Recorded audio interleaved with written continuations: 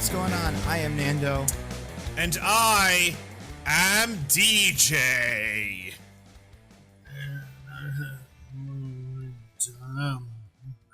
Diggins. And this is Mostly Nitpicking, a podcast where every week we pick apart a piece of pop culture by looking exclusively at the details. Ha ha ha ha ha. And may the odds be ever in your flavor. Did they do that with Skittles or something? Is there some sort of brand tie yeah, where they changed it to flavor? 1,000%. Must I don't know have this. I don't know this, but I also know this. Yeah. What could that? What was the? Was there a food like Dippin' Dots that was in pods, so they could say, "May the pods be ever in your flavor," like not like Tide Pods, but like a food that was pods. Especially back in food, Tide Pods. I mean, this is especially back in the 2010s. Everything was pods and like little snackable versions of things. So, yeah, I'm bet. Let's see. May the odds be. I found it as a meme. Okay, but it's not like a. Oh, is it like a Guy Fieri thing? No, it's like, so at the end, instead of they have the little berries. She's holding Skittles, and he's like, Skittles, and she's like, taste the rainbow. I'm like, okay. May the odds be ever in your flavor. Yeah. Yeah, we're killing it. I love cross promotion. If there's anything I want from this movie, it's some sort of corporate, like glomming on to it. I love that. Yeah. I'm honestly kind of upset they didn't do that for Andor, No, it's like good that it wasn't any other revolutionary media, just like throw in some, Doritos, Andor flavored Doritos. Like, hell yeah. It's good. But it's you good that guys, this happened. Yeah, we're going to talk about the Hunger Games. Number one, this is we're starting the Hunger. I thought about this the other day and I couldn't think of anything. Hunger Games or Hungtober or it's the Hung for Red the Hunger Games for Red October. Oh yeah, that's a good one. Is there anyone we could do with J-Law? Like, because it was Rocktober, and I'm like, or who's the guy that plays PETA that's gonna be in Five Nights at Freddy's? Josh Hutcherson, I think is his name. Josh Hutchtober. Hutchtober, yeah. All right, everybody, welcome to Hutchtober. I hope he's in the rest of these. I don't think he dies. I think he sticks around. It would be really funny if he dies in the next one. I'm gonna go ahead and promise you that the second main character of this series makes it to the last movie. Mm-hmm. I'm not gonna promise you he lives through that one, but he makes it to that one. That makes sense. We'll talk about It's Hutchtober, you guys. Hutchtober. I hope he's enjoying it. Let's see what he's been posting about on Twitter. Probably not this. Probably it's the gotta other be Five Nights at Freddy's promo. Although they're still on strike, right? They still can't do promo. That's true. So, but can he do like promo by like not doing promo, just posting pictures of like bears and rabbits or whatever in the wild? People know. That's what he's actually talking about. Yeah, he doesn't. Oh, he does have a Twitter account. He doesn't seem to use it very much. And it's just like Five Nights at Freddy's commercial from like March, or May. So not nothing new. Although it seems like the writer's strike is over. The actor strike might be over soon after it. Like, I think they said they were negotiating or something. Fingers crossed, we'll be able to, get some Hutch going. Figure out what Hutch feels about all this. Yeah, people are crying out for the Hutch. Do you think he's gonna play like his great grandfather in the new one or something? Like, because it's a prequel, so he can't be in it. But what if he's like, what's his name? Old Abraham Malark or something. Donald Sutherland's character is in it, so it's not that long ago. That's true, but he's not born. Maybe his father or like his grandfather. I don't know, because it's like the new one is the Hunger Games, but it's like the 12th Hunger Games or something like that. Like, it's not the beginning. I don't think it's the invention of them. I think it's like some point where they get kind of perfected. I'm sure that movie will happen at some point, like the war or whatever. Like, we're gonna get that movie. Well, let's see how much money this one makes before we No, I think it's a good idea. 5 movies. Decide you're gonna make 5, and it's a prequel series where we're gonna introduce the charismatic villain in the next one, and then we'll switch actors, and we'll switch actors again, and then we'll see what happens. And all of this will be based on like a flimsy book. That's not even really a book. It's like a reference manual. Yeah, and some comments the director made on Twitter or something about like certain characters. Yeah, exactly. I mean, honestly, that probably exists for these. I don't know too much about these books. And like, I mean, that's probably a good thing. In general, that probably means that the writer is destroying the reputation and whatever. But yeah, I don't know if they do that every so often. They're just like, by the way, that guy from District 10, he could do a backflip. You didn't see it, but that's what's true in the movie, and just keep that in the back of your head forever. I don't know. Like Suzanne Collins mostly just bees rich these days. Good for her, man. Yeah, good for her. Like finally, one of them figured it out. Just be rich. That's just continue being rich. Yeah. Spend that money on things. You know, donate it and stuff. That would be nice too. But just like, don't go on Twitter and waste your whole life. Listen, it's the most important advice for any successful person who just wants to, you know, enjoy life. Shut the fuck up. Yeah, it's true. It's true.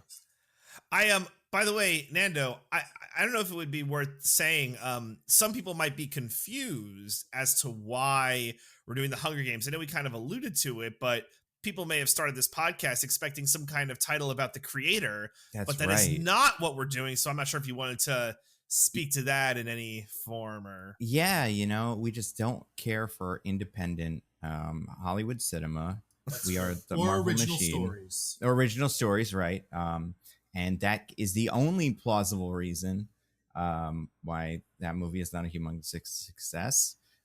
And this is a conspiracy. Just like the Snyder Cut, you know, to destroy the filmmaking of one person or whatever. Yeah, no, everybody that I did, well, not everybody. A couple of people were like, I really liked it, but most people that I heard from were like, it's okay. And it wouldn't be that fun to nitpick, apparently. So we didn't want to do it. Also, the Discord, just a couple of people were like, you should do Hunger Games. So that's what we're going to do. We're slaves to attention. If you I was going to say, I'll pay slightly more attention to you if you do this thing, I'll do it. I'll do it in a heartbeat. Mm-hmm. Yeah, if you all want power, just say something on the Discord. Don't even have to be active. Just find reference something from the pod, and then we'll just do it. I don't think we have not like principles. We have kind of, but you know, I certainly principles. Yeah, okay, then we'll just do whatever. Yeah, I think that's fine. Yeah. Especially, we've got the survivor pool, so if anybody wants to force us to do something, that would maybe be the best way. But there's 21 people left. I know. I can't believe there's that many people left. It's shocking, honestly. Are you still left, DJ? No, I was gone 2 weeks ago because the freaking Cowboys couldn't be good. They decided we're going to be bad for this one just to spite DJ and to ruin a bunch of teases and parlays that may have also been involved. But mostly DJ. That's why we're in this, to hurt DJ. Oh, sounds like DJ's turning into Adam Sandler from Uncut Gems. You better be careful what bets you place with Mike Francesa. Listen, I would love to make tons of the nonsensical parlays that he makes on Uncut Gems. I would just love to. Please. Please let me parlay the coin flip with I don't know, the halftime over or something. I can't remember the weird shit he parlays. Well, we, if people want to force us to do something, you can definitely win that survivor pool, or also you can just kind of, pressure us. But the survivor pool is a definite yes. You know what else I've seen from the survivor pool? Apparently, there's a growing movement among certain heroes to everyone's picking Entourage the movie as their movie to force us to do that. And I think that's great. I love that. I think that's fantastic. Yeah, it should get to a point where everyone just agrees to do that, and it doesn't matter who wins. That's what we do. It could be that's an option. People could do that. I would like all the participants in the survival pool to know that anyone who picks Entourage as their movie is forever branded as my enemy. Wow. Even Supreme Court Justice Roger? Yeah, even him. Because I think he's part of it. I'm still willing to bribe my enemies. Oh, yeah, that's fair.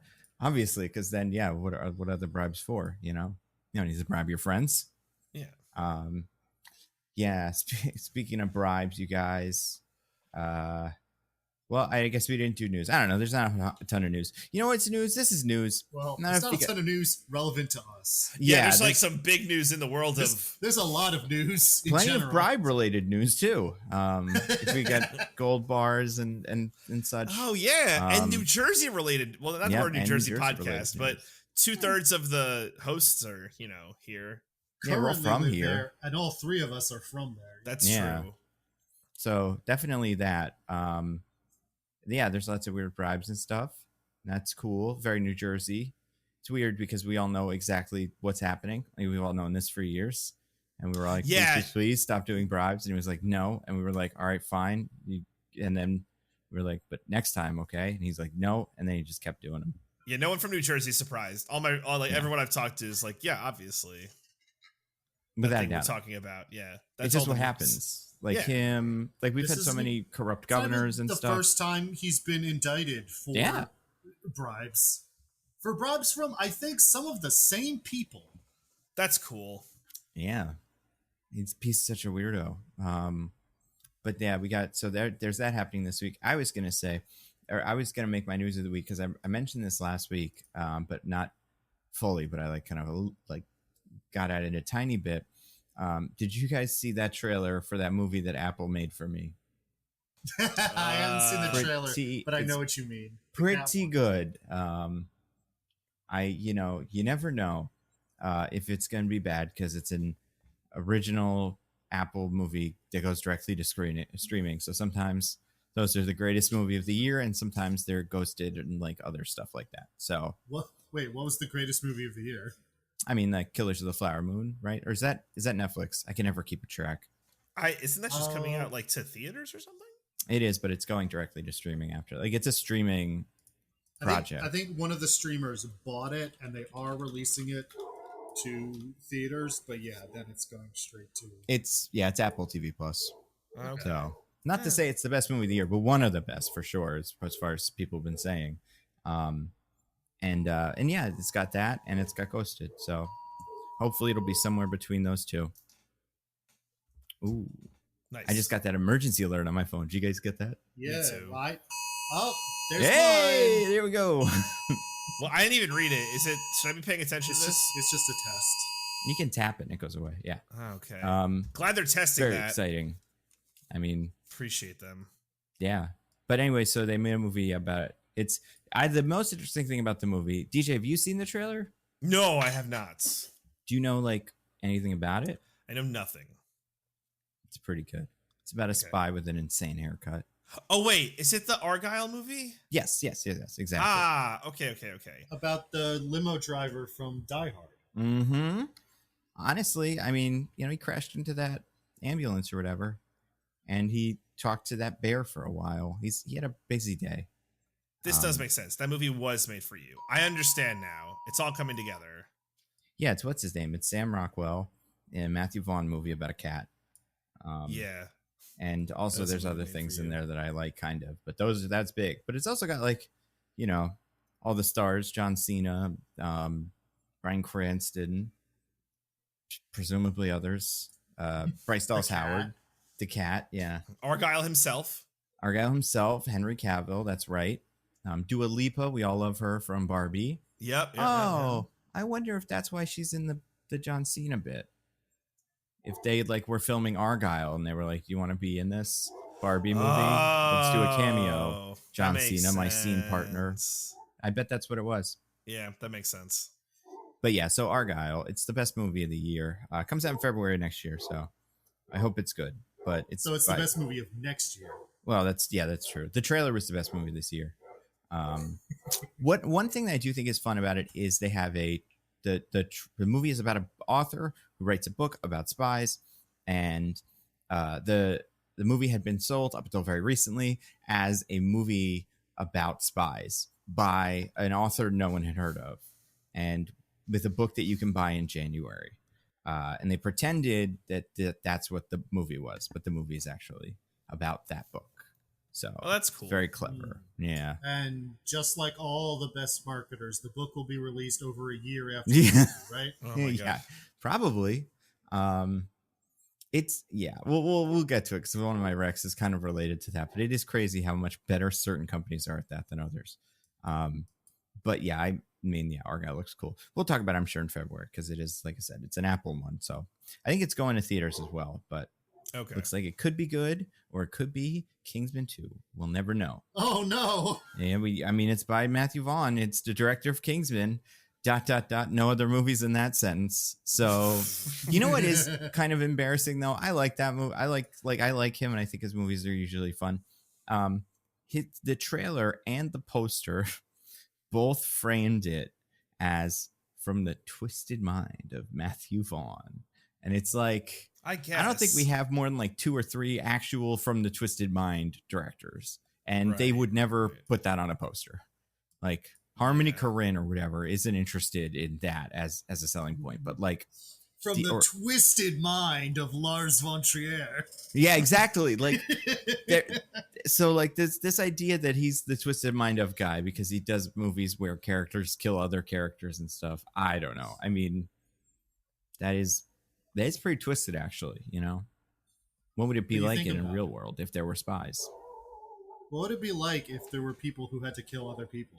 Yeah, it'd be pretty cool. They can do backflips and stuff. Sam Jackson is there. He's in this too. Sam Jackson, everybody. Yeah, of course, right? Guy. He's like a must for these. One thing oh, for sure. I feel like I don't know if there's any actor that's been more consistently in his movies than Mark Strong. I think he's like his guy, and I don't know what he's doing in this. So he's probably some sort of secret villain or whatever. Oh, we love secret villains. Yeah, he's probably like the Blofeld of this universe. Do you think he's going to randomly start singing Country Roads again? Maybe. And I hope he does it with a different accent this time or something. So we could have like a little chorus of all of him singing together. Like an Italian accent, like the Pope's Exorcist. But yeah, I was going to say something. Oh, I do think one of the things that I think is interesting about Matthew Vaughn is looking at this trailer, every character has an insane outfit on with like bizarre colors and really weird hairstyles. I do think his like decision process, besides stuff that's based on source material that he can't really tweak that much, like Kick-Ass's costume or whatever, I do think he just goes, give him something weird. Doesn't matter what it is. Give him, like a Bart Simpson haircut and make him wear a buttoned up front button turtleneck kind of shirt or something, because it'll be memorable. And it doesn't matter if it looks cool, because the movie will be cool. But we just want something that people will see and go, oh, right, that Argyle movie. Like, so I do think a lot of his choices in some of these feel like that. Kingsman with that orange suit, where it's like, it's not a very good looking suit, is it? Not really, but it's from Kingsman. Yeah. But or like Samuel L. Jackson with this stupid Mike Tyson accent, where it's like, as a choice, pointless, except for you're like, oh yeah, that's the movie where I did that accent. Speaking of accents, some accents in this.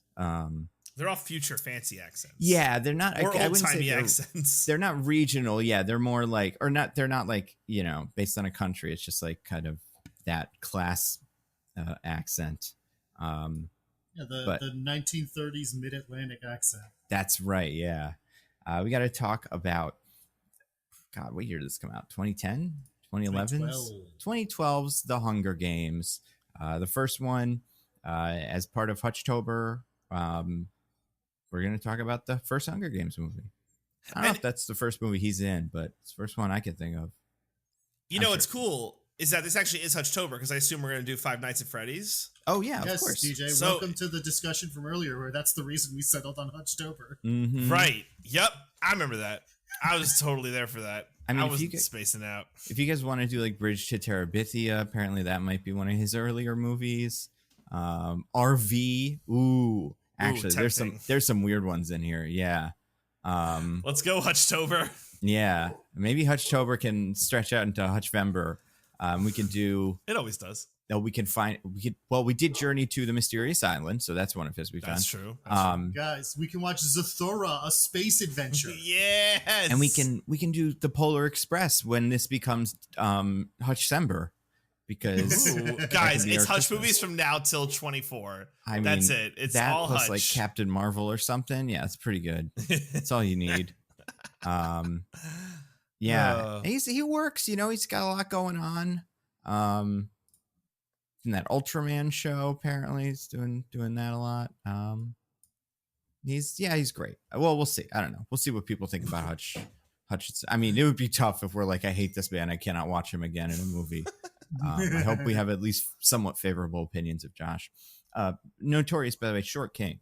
I'm not sure if this came through in the movie for you guys, but I do know this about him generally. Him the box Tom Cruise stands on, so he would seem as tall as J-Law.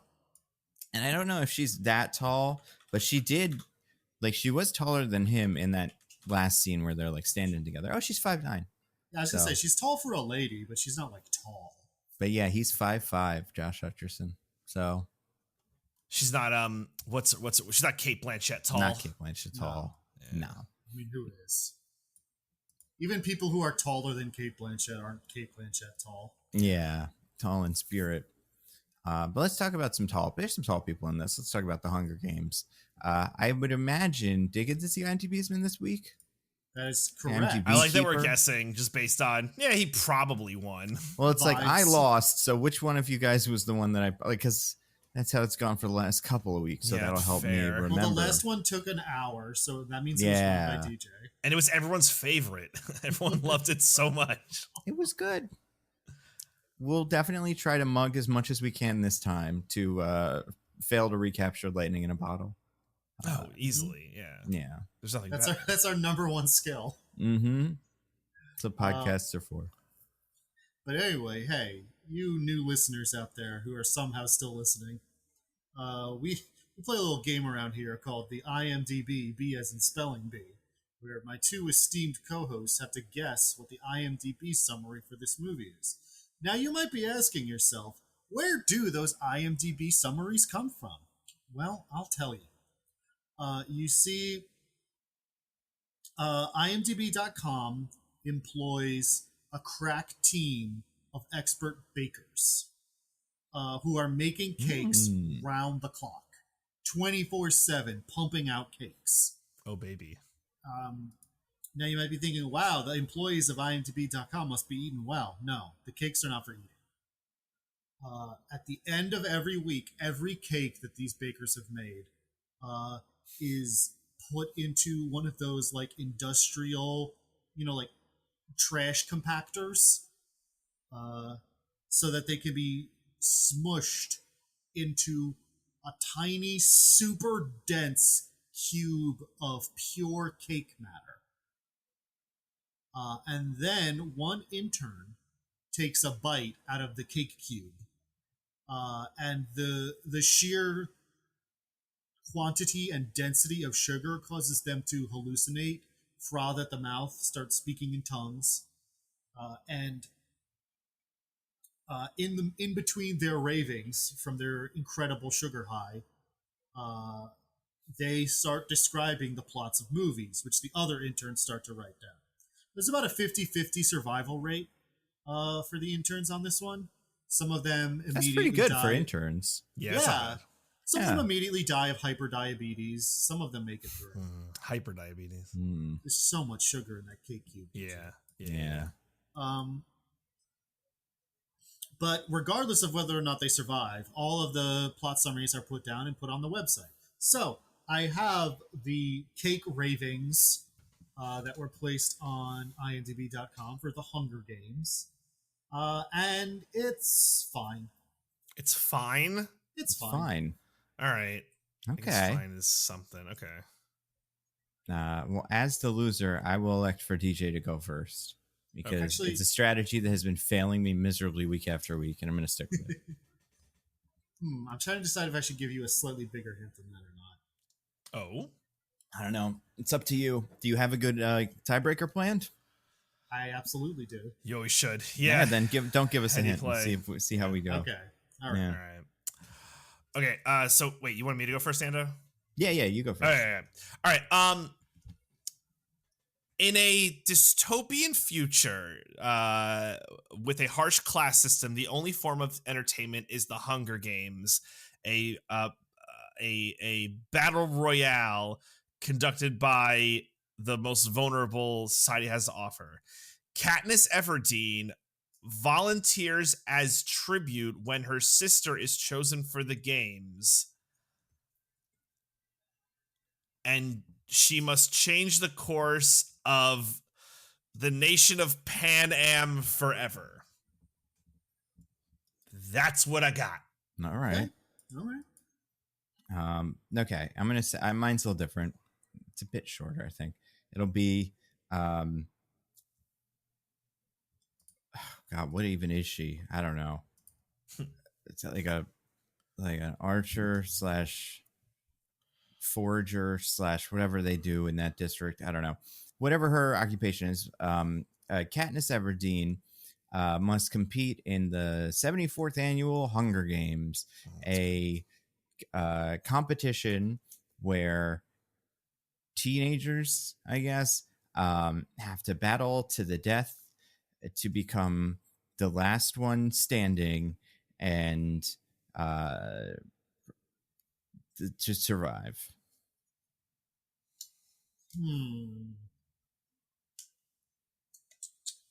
I think I do have a winner. Oh, neat. Do you guys want to do the tiebreaker anyway? Of course. As long as I'm the winner. But yes. Okay. The tiebreaker is before writing The Hunger Games, the author, Suzanne Collins, was known as a television writer, in particular for 2 shows. Can either of you name either one of those shows she was most known for?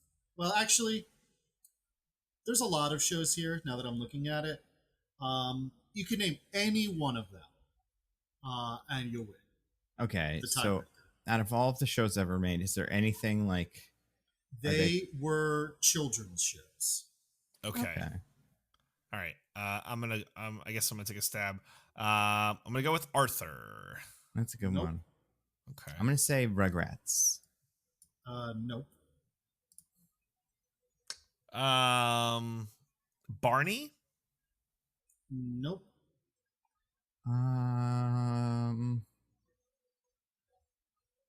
Trying to think if it could be in any way like connected to this thematically or something. I don't even know what that would be. The classic child competitions of right, yeah, like name of show. Do those exist? Probably not, but like there's probably some show where like kids compete in something. Okay, so we said this book came out probably like 2007, something like that. So we're saying before that is what you're saying, Diggins? Yes, her TV writing was before she wrote these books. Okay, I'm gonna say like Yu-Gi-Oh or something. For the Japanese anime Yu-Gi-Oh, American author Suzanne Collins wrote for it. Well, maybe they had to like change the words to match English, so she was the one who was like, take the gun out of that guy's hand and just have him point his index finger at Pegasus. Somebody's got to do it. You might be shocked to learn that no, that's not correct. Dang it, man. I have a question for Dickens. Yeah. I was going to say this. I think hint time is good now. What was the question? All right. Was it like a game show? No, it was a show. Okay, so it wasn't. I was going to say like Guts, but not that. Right. Okay. Yeah. They were all shows, I guess is what I should say. There's several. You only have to say one. Anything else about the hit? You were saying you were giving a hint. Okay. The most of her work was for kids shows of honestly varying ages on Nickelodeon. Oh, okay. All right. Blue's Clues. I'm pretty sure not Nickelodeon. Yeah, no, Nick Jr. Yeah, I mean, is it not? Is it like core Nickelodeon, not Nick Jr.? It was on the same network, like the channel on the cable box. Yeah. Regardless, not on this list I have. Okay. I'm gonna say Jimmy Neutron. Nope. That's a good one. We're like really going into we're getting into the ones where like I do kind of know some of the writers of some of them, but maybe she wrote along with those writers. Nando said Rugrats. I did say Rugrats, was it an animated show? It feels like that's. Or you're not going to say. She did both. She did both animated and non-animated. Real Monsters. That's a good one. Nope. I'm going to say SpongeBob. Nope. No. Are You Afraid of the Dark? What's a good one? No. Oh my gosh. Salute Your Shorts. That's a great one. No. Okay. Another hint. The time frame you guys are leading towards, more like our childhood is, or like, young teenagerhood. That's the time frame you want here. Like, okay. Some of the stuff you said is too new.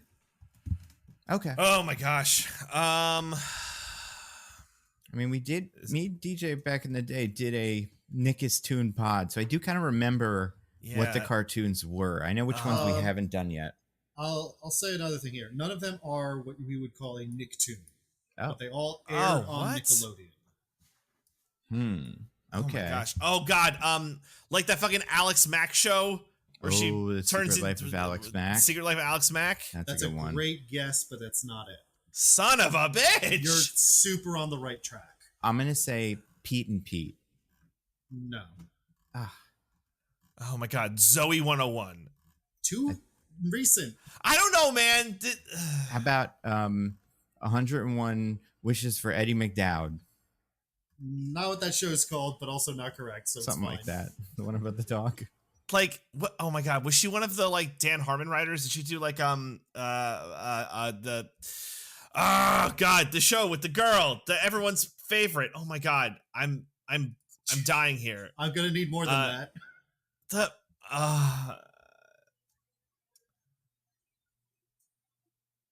Give me the name of the girl, even. I just am blanking so hard. Keenan and Kel. Oh, no. That's a good one. If we're the name of the girl. I don't actually remember. There's some now where I'm like, oh, is that one a Disney one or is that one a Nickelodeon one? I'll say, see, I think this would kind of count as a Nicktoon, but it's not like a core Nicktoon. I'm saying As Told by Ginger. No. The animated ones are for little children. The non-animated ones are not. Okay. All right. So I'm gonna give you each one more guess. Yeah, that sounds right. God. That's fair. There are animated shows that are for little kids, and there are non-animated shows that are for like preteens. And they're all rough. Like the kids shows were when, probably some of them were for kids. A show. There's at least one show I watched as a child. I'll say that. But yeah, so with those, they're Nickelodeon shows, animated for small children, non-animated for preteens. They are things. For the most part, they are things we would recognize from our childhood / preteen hoods. Right. All right. My final guess is Clarissa Explains It All. That is correct. That's a fucking good one. Finally. Jesus Christ. Do I get to keep guessing? Oh yeah. There's more than one. There's more than one. All right, Nando, it's on you to make the tie go even further. So I have a winner. This is just for fun. This is awful. I don't think I have something that's better in the live action category than Clarissa Explains It All. Well, I guess I don't. Yeah, I don't think I can remember a live action one. So I'm gonna try the other side of it and say I'm gonna take a shot at one of the kids' ones. But like DJ already said Blue's Clues, correct? Yeah, I did. DJ did guess Blue's Clues and it was not correct. I'm gonna say okay. Well, no, because it's not animated, is it? And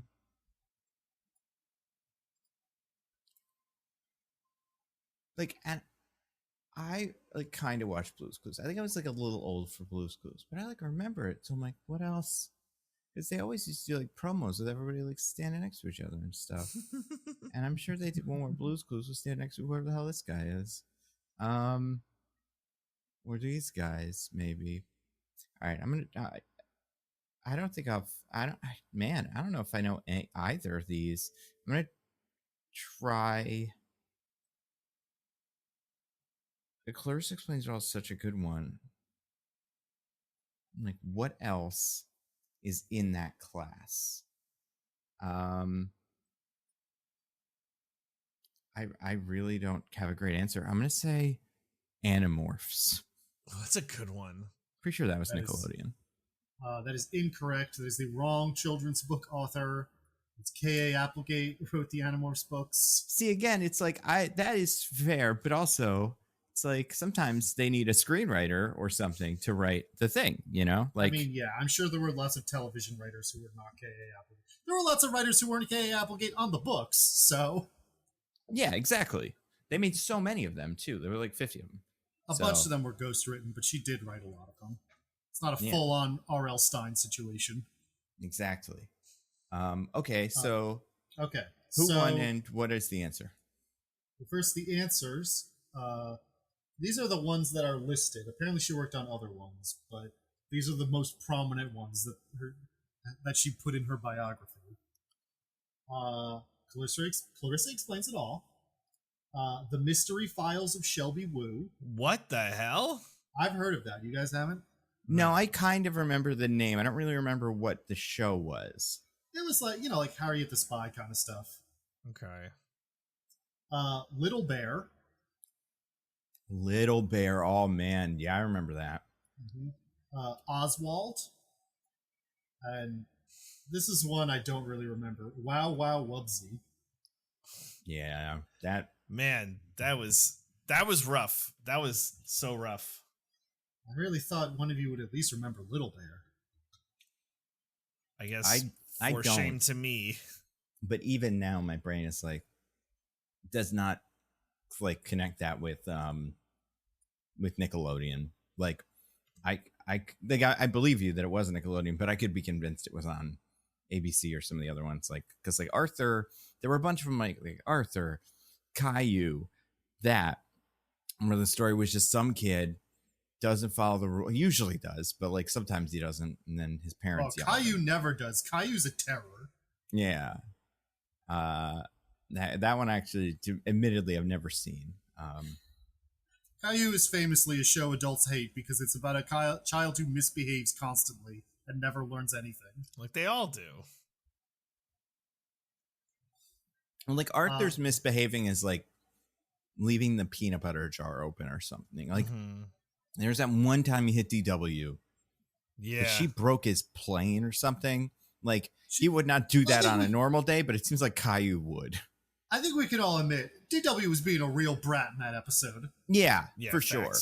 Facts. So, yeah, if you're listening to this and you're Arthur's age, don't hit your little sister. Don't hit your sister, but sometimes sisters are annoying. Yeah, DW2, I'd say DW's whole thing was like, the problem with DW, I can never figure out how old they were supposed to be. What was Arthur, like 10 maybe?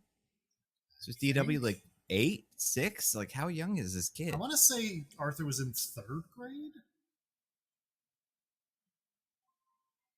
That sounds right. He was learning to spell aardvark at one point.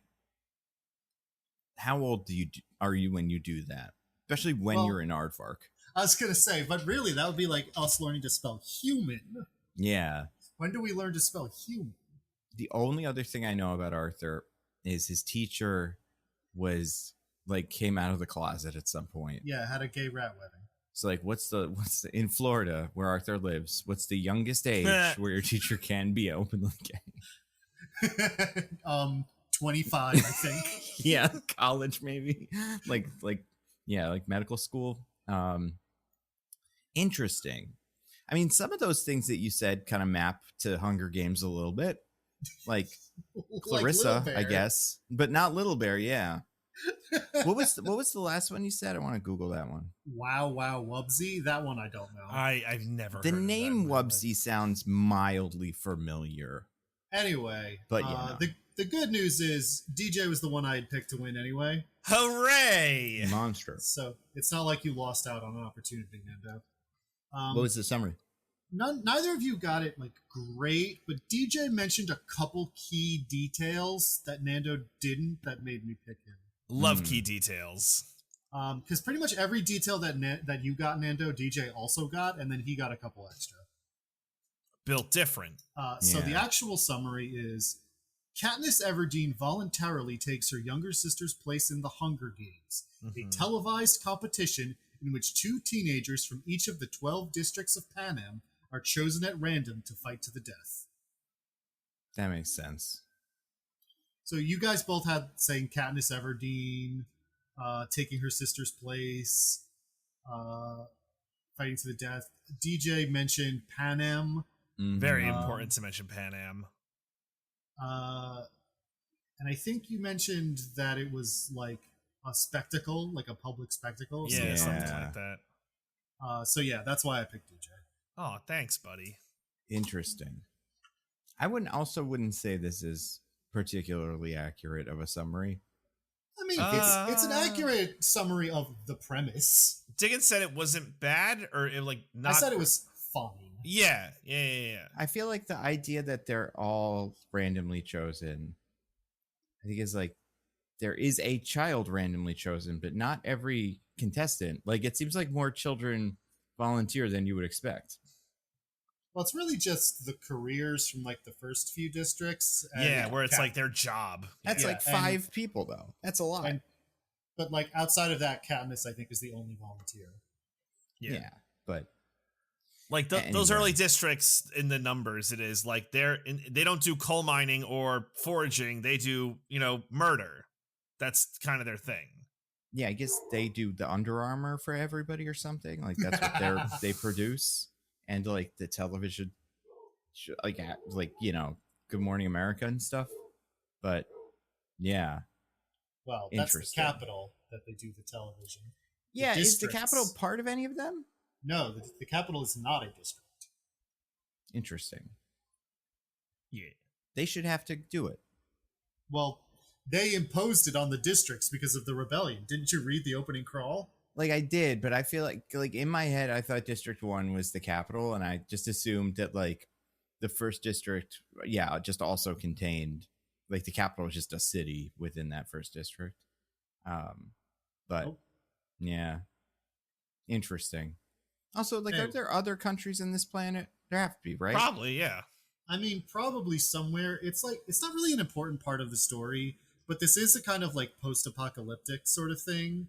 Where this is like America after the fall, basically. Right. And there probably are other countries elsewhere in the world, but they don't really have much contact with them. Yeah, that makes sense. Interesting. Anyway, all right. Now, as our loser, you have the esteemed honor of some. Oh, wait. First, we say what we thought about the movie. No, he's got to summary first. Yeah. All right. You've been here before, Diggins. Mm-hmm. Have I? Sometimes I question whether anything in my life has ever been real. But Nando, you get to summarize the movie for us. All right. Okay. This one's pretty simple. I mean, it's not, but like once you understand the concept of Hunger Games, well, actually, it's more complicated then. But basically, Katniss Everdeen lives in District 12. I don't know what her, like I said, don't know what her job is. We meet her when she's hunting with her boyfriend Gale, who is also a hunter. Best friend, right? Yeah. Well, come on now. Romantic something though, right? Like there's a spark there. There's a tension, but they're not dating. Sure. And like you said, they're part of the drab future society, whatever. She, like we said, has a sister and a living mother. We never really, I don't think, hear much about her father in this movie. He's dead. He died in a coal mining accident. Okay. And she lives in the thing. And her sister is just coming of age to be part of the Hunger Games. So like we said, is some sort of competition thing designed to make them placate the masses like gladiators.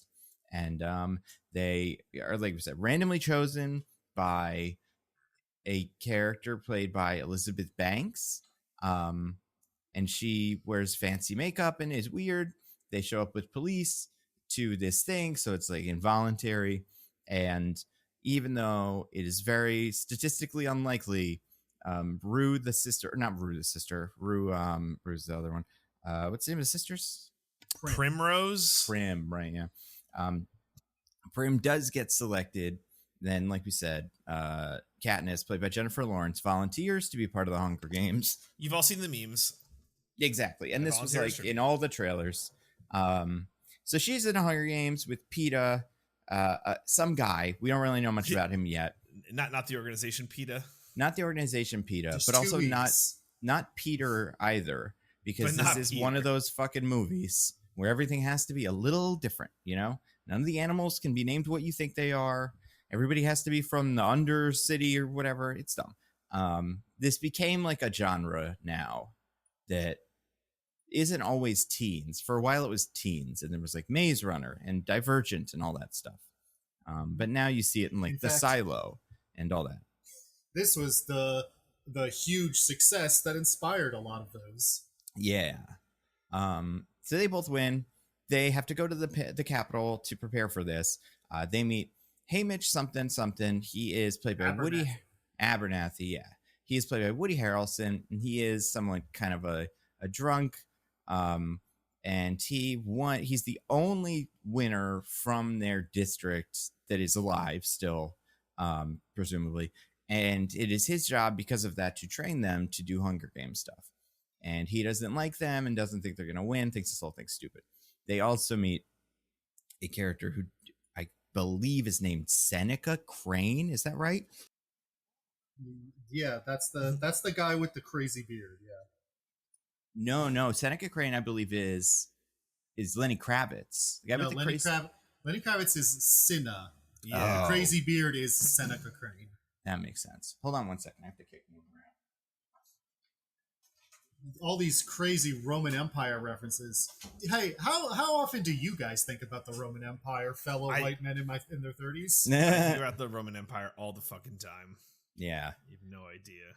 It's tough. Okay, so those guys are all there. I don't you know, there's other characters. By now we've probably also met that character, Seneca Crane. And Donald Sutherland's character. The first scene. He's in the TV interview at the very beginning. Yeah. And Donald Sutherland's character, President Snow, just sort of hangs out in this movie. He's not super involved. Obviously, he's in charge of Hunger Games stuff, but in future movies, he'll take a more active role. For the beginning part, it's mostly about, like we said, training. But the training is weird because there's a little bit of like training to do murders and stuff, or like presumably they do that. But most of the training is about this show because it's a show. It's televised. Like I said, I think it's the 74th one of them. I know the next one's the 75th, and that's a whole big thing. But they have to like go on interviews and do like a little modeling presentation thing to like show everybody how cool they are so that they'll get the love of the crowd and hopefully be able to influence the crowd to send them little presents. And maybe even if things go really well, destroy the game, like break some of the rules of the game. And Haymitch is like talking about this. This is his whole thing. And the thing that's weird, or well, not weird, but the thing that's like tough for them, PETA is boring. But he also has like a history with Katniss where he owns or worked at a bakery and didn't. His family owns it. Yeah, he didn't feed her with extra grain or something or flour. They ended up giving to pigs. No. He did give her bread that his mom was yelling at him for burning, and he was supposed to just throw to the pigs. Oh. Yeah, but he threw it to her. So why does she like him more? She does appreciate that, but she doesn't like. They never like spoken. That's like the only interaction they've ever had. Seems like, take this, you filthy animal, right? Like it seemed like there was more of a yeah. I mean, I believe you guys, but I read that differently just because she didn't have any, like, you know, I don't know. Again, it was very unclear. It was like super unclear. And generally, these two characters, this is maybe going to be a running theme, have barely any chemistry within like the movie and also within the world of the movie. The chemistry they're pretending to have also, I have a really hard time with. But anyway, they do their thing. They do their like presentation stuff. They have dresses that are on fire, but not really, or something. What was that? He said we'll get to it later. Sorry. Yeah, I don't want to derail. So they do the interview at some point, and the whole deal is like, if you know, like you have to kind of be showy and nice. And Jennifer Lawrence's plan is just to be cool, to like spit around a lot. Josh Hutcherson's plan, whether this is true or not, is to pretend he's in love with, or at least say he's in love with Katniss. And that works pretty well. Then they go to their competition show thingy where they get like some toys, to, like little, fake or real knives, but like just to practice with and to show off so that the fancy people with the gold masks on, or say 69, like those guys get to go like, that one's pretty good with the spear. That one's good at this. And we see all their little specialties, and some of them make sense and some of them don't, but whatever. Katniss's one is going to be arrows. She's really good with bow and arrows. Peeta's one, he has two. One is camouflage, but that one is like inexplicably is part of it. The second one is he can lift 100-pound bag of flour over his head or something. So he's going to toss. He's got moron strength. Yeah. And he's like, he like, I don't not believe that for this guy, but he doesn't look particularly strong or anything. Yeah. But yeah, that's what they kind of tell us his superpower is. And we just gotta sit there and be like, yeah, man, totally. Yeah. The movie left out his justification for his camouflage skills, which are my favorite thing about him. Oh, I'm pretty sure they say it at some point in this movie. He's like, I baked all the cakes. Yeah, I decorated cakes. Or I decorated all the cakes. Yeah. He did say, you're right. He does say that. And that's how I do. And we're man. Sorry. This is where we meet some of the other tributes too. So the important ones, you have the little girl. Well, not little. They're all little girls. You have this girl who is good at tapping similar shapes, and that seems to be some sort of intelligence or a reaction test. I don't know, but she shows up a bunch. And then you have all these fancy kids who are really good at this. Like we said, these are your, what was the word you used? Lifers or something? Careers. Yeah. Professional murderers. And there's three of them I think we see do anything. You have the main kid whose name I don't remember. Cato, yeah. So you got Cato, and he's a bully, and he's, he seems to be the leader of the group. You have the girl that's doing the most stuff with Cato. I don't remember her name. Glimmer. Glimmer. She's knives, I believe, or is that a different one? That's Clove, who's his knives. Oh, okay. So then Glimmer, I don't think really does very much. She doesn't have too much to do here, but the other one is great with knives, and she, I know, is, I believe, from the same district as Marvel, played by Jack Quaid in one of his first roles, I'd have to assume. We don't see his specialty, but he is there cackling with them. At one point, Cato gets upset because his knives are missing. It turns out that this is something that another kid named Rue did, and she is easily the youngest, or at least seems to be the youngest member of this thing. And what she did was steal his knives, climb up onto the ceiling, and hide there and giggle and stuff. I don't know, whatever. She's important, so there's that. But then Katniss shoots an arrow at the fancy people to get their respect or whatever, and like to show that she's really good at this because they're not really paying attention because she's last. And the food just showed up, which I get that, like it's when food shows up. When there's food. Yeah, especially if it's been a while since there's food, and she's 12, so like they seem to be going in order. So, like that's not good. So then they go do Hunger. Oh, the other thing that happens before is Peeta and Katniss kind of split up.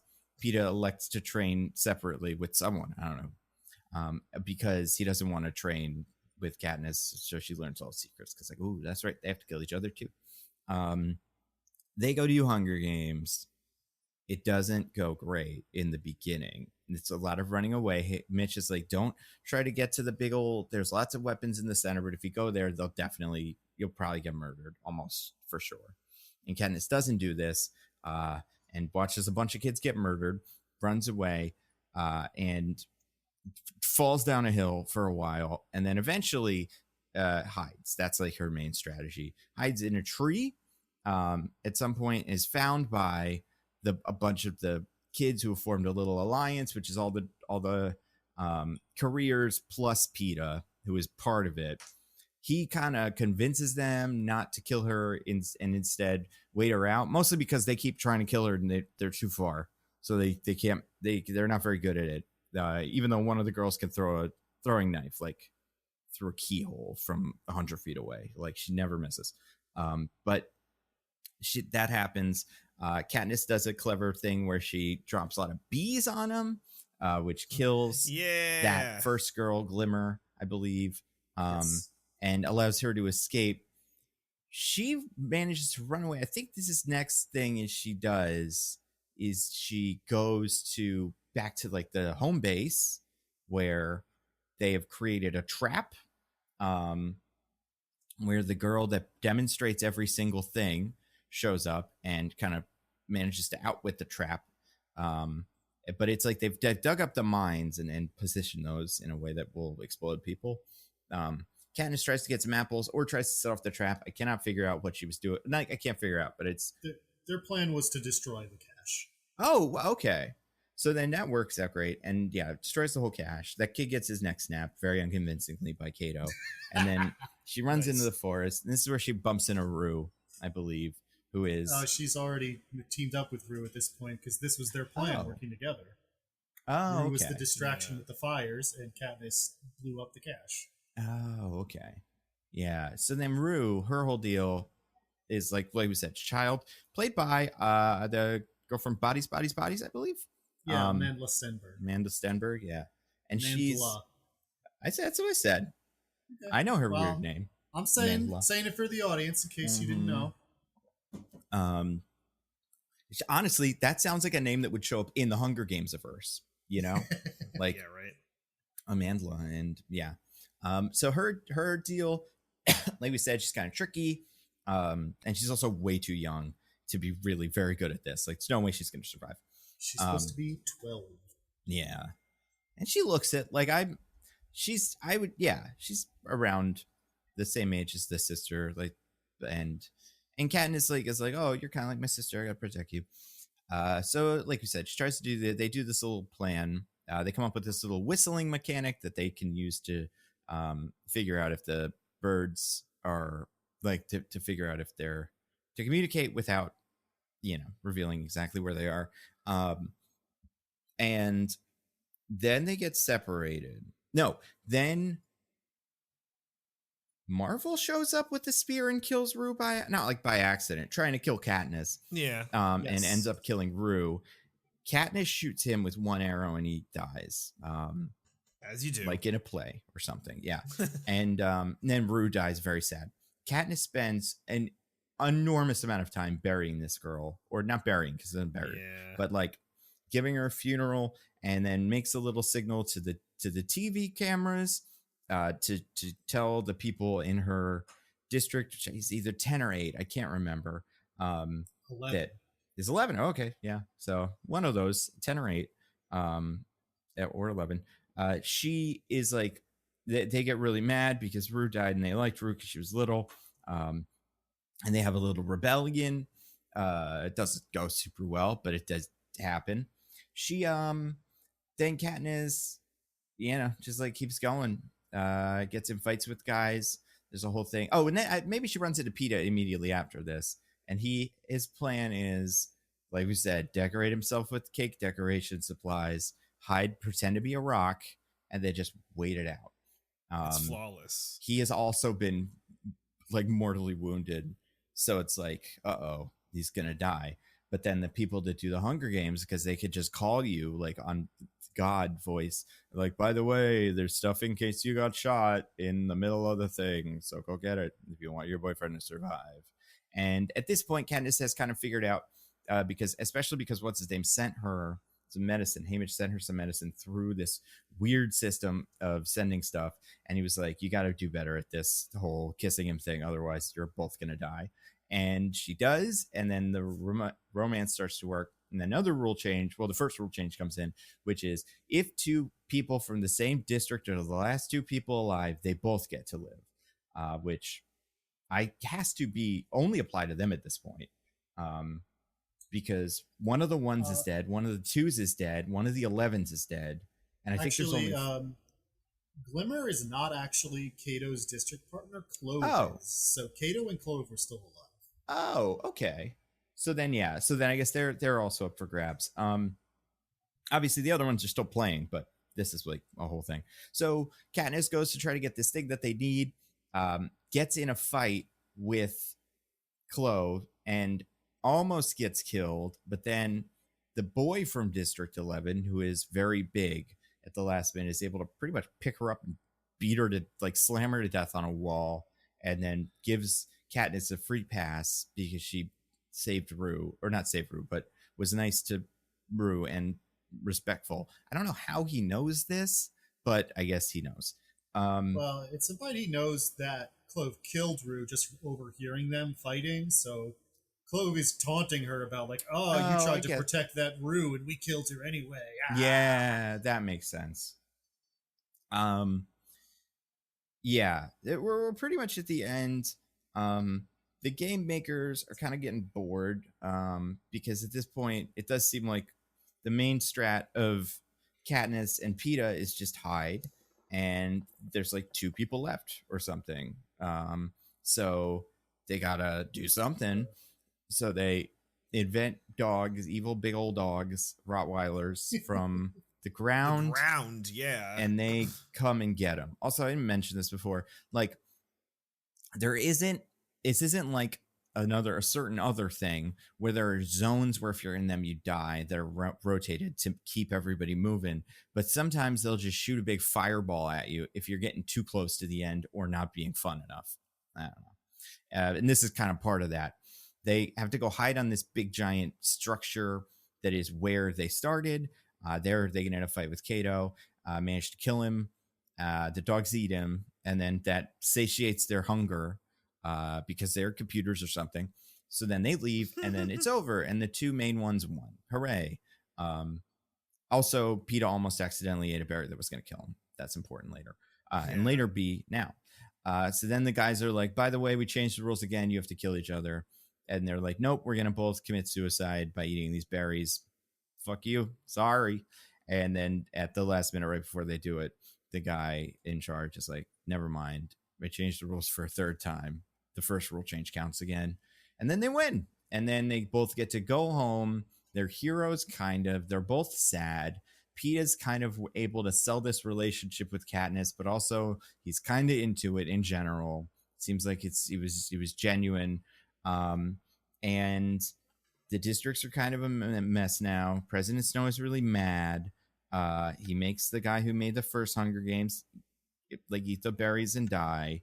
And that's it. And then they're just like, we did it. And then they're like, there's going to be a second movie. Yeah.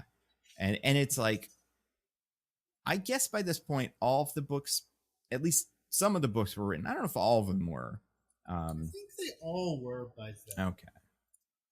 This Maybe was also Mockingjay before. Wasn't out, or not? Yeah, Mockingjay is the last one.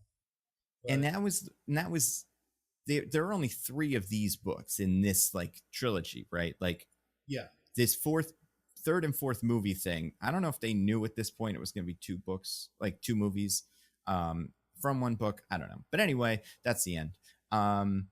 DJ, what did you think of the Hunger Games?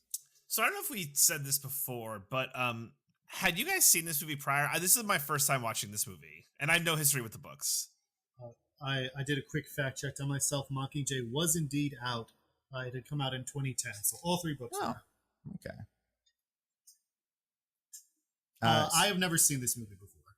I saw it in theaters. I never read the books. I've seen the first and second one in theaters. Never saw the 3rd or 4th, and kind of know some of the plot of the 3rd and 4th. But they did that thing where I believe the way it was explained to me, the 3rd one, like the Harry Potter one, like gets nothing. All the fun stuff's in the 4th one. So it's I like, can believe that. I didn't want to watch it. But yeah, that is something. I did see this in theaters. Okay. I don't think I've watched it since. Yeah, Diggins, what about you? I've never seen this movie. I did read the books, like, back when they came out, like 2011, 2012, something like that. I haven't read them since, so I don't remember a lot, but I remember enjoying them. So yeah, I never seen any of these guys, like any of these movies. Not and familiar with the books, but never really engaged. So I haven't watched the movie for the first time. I enjoyed it.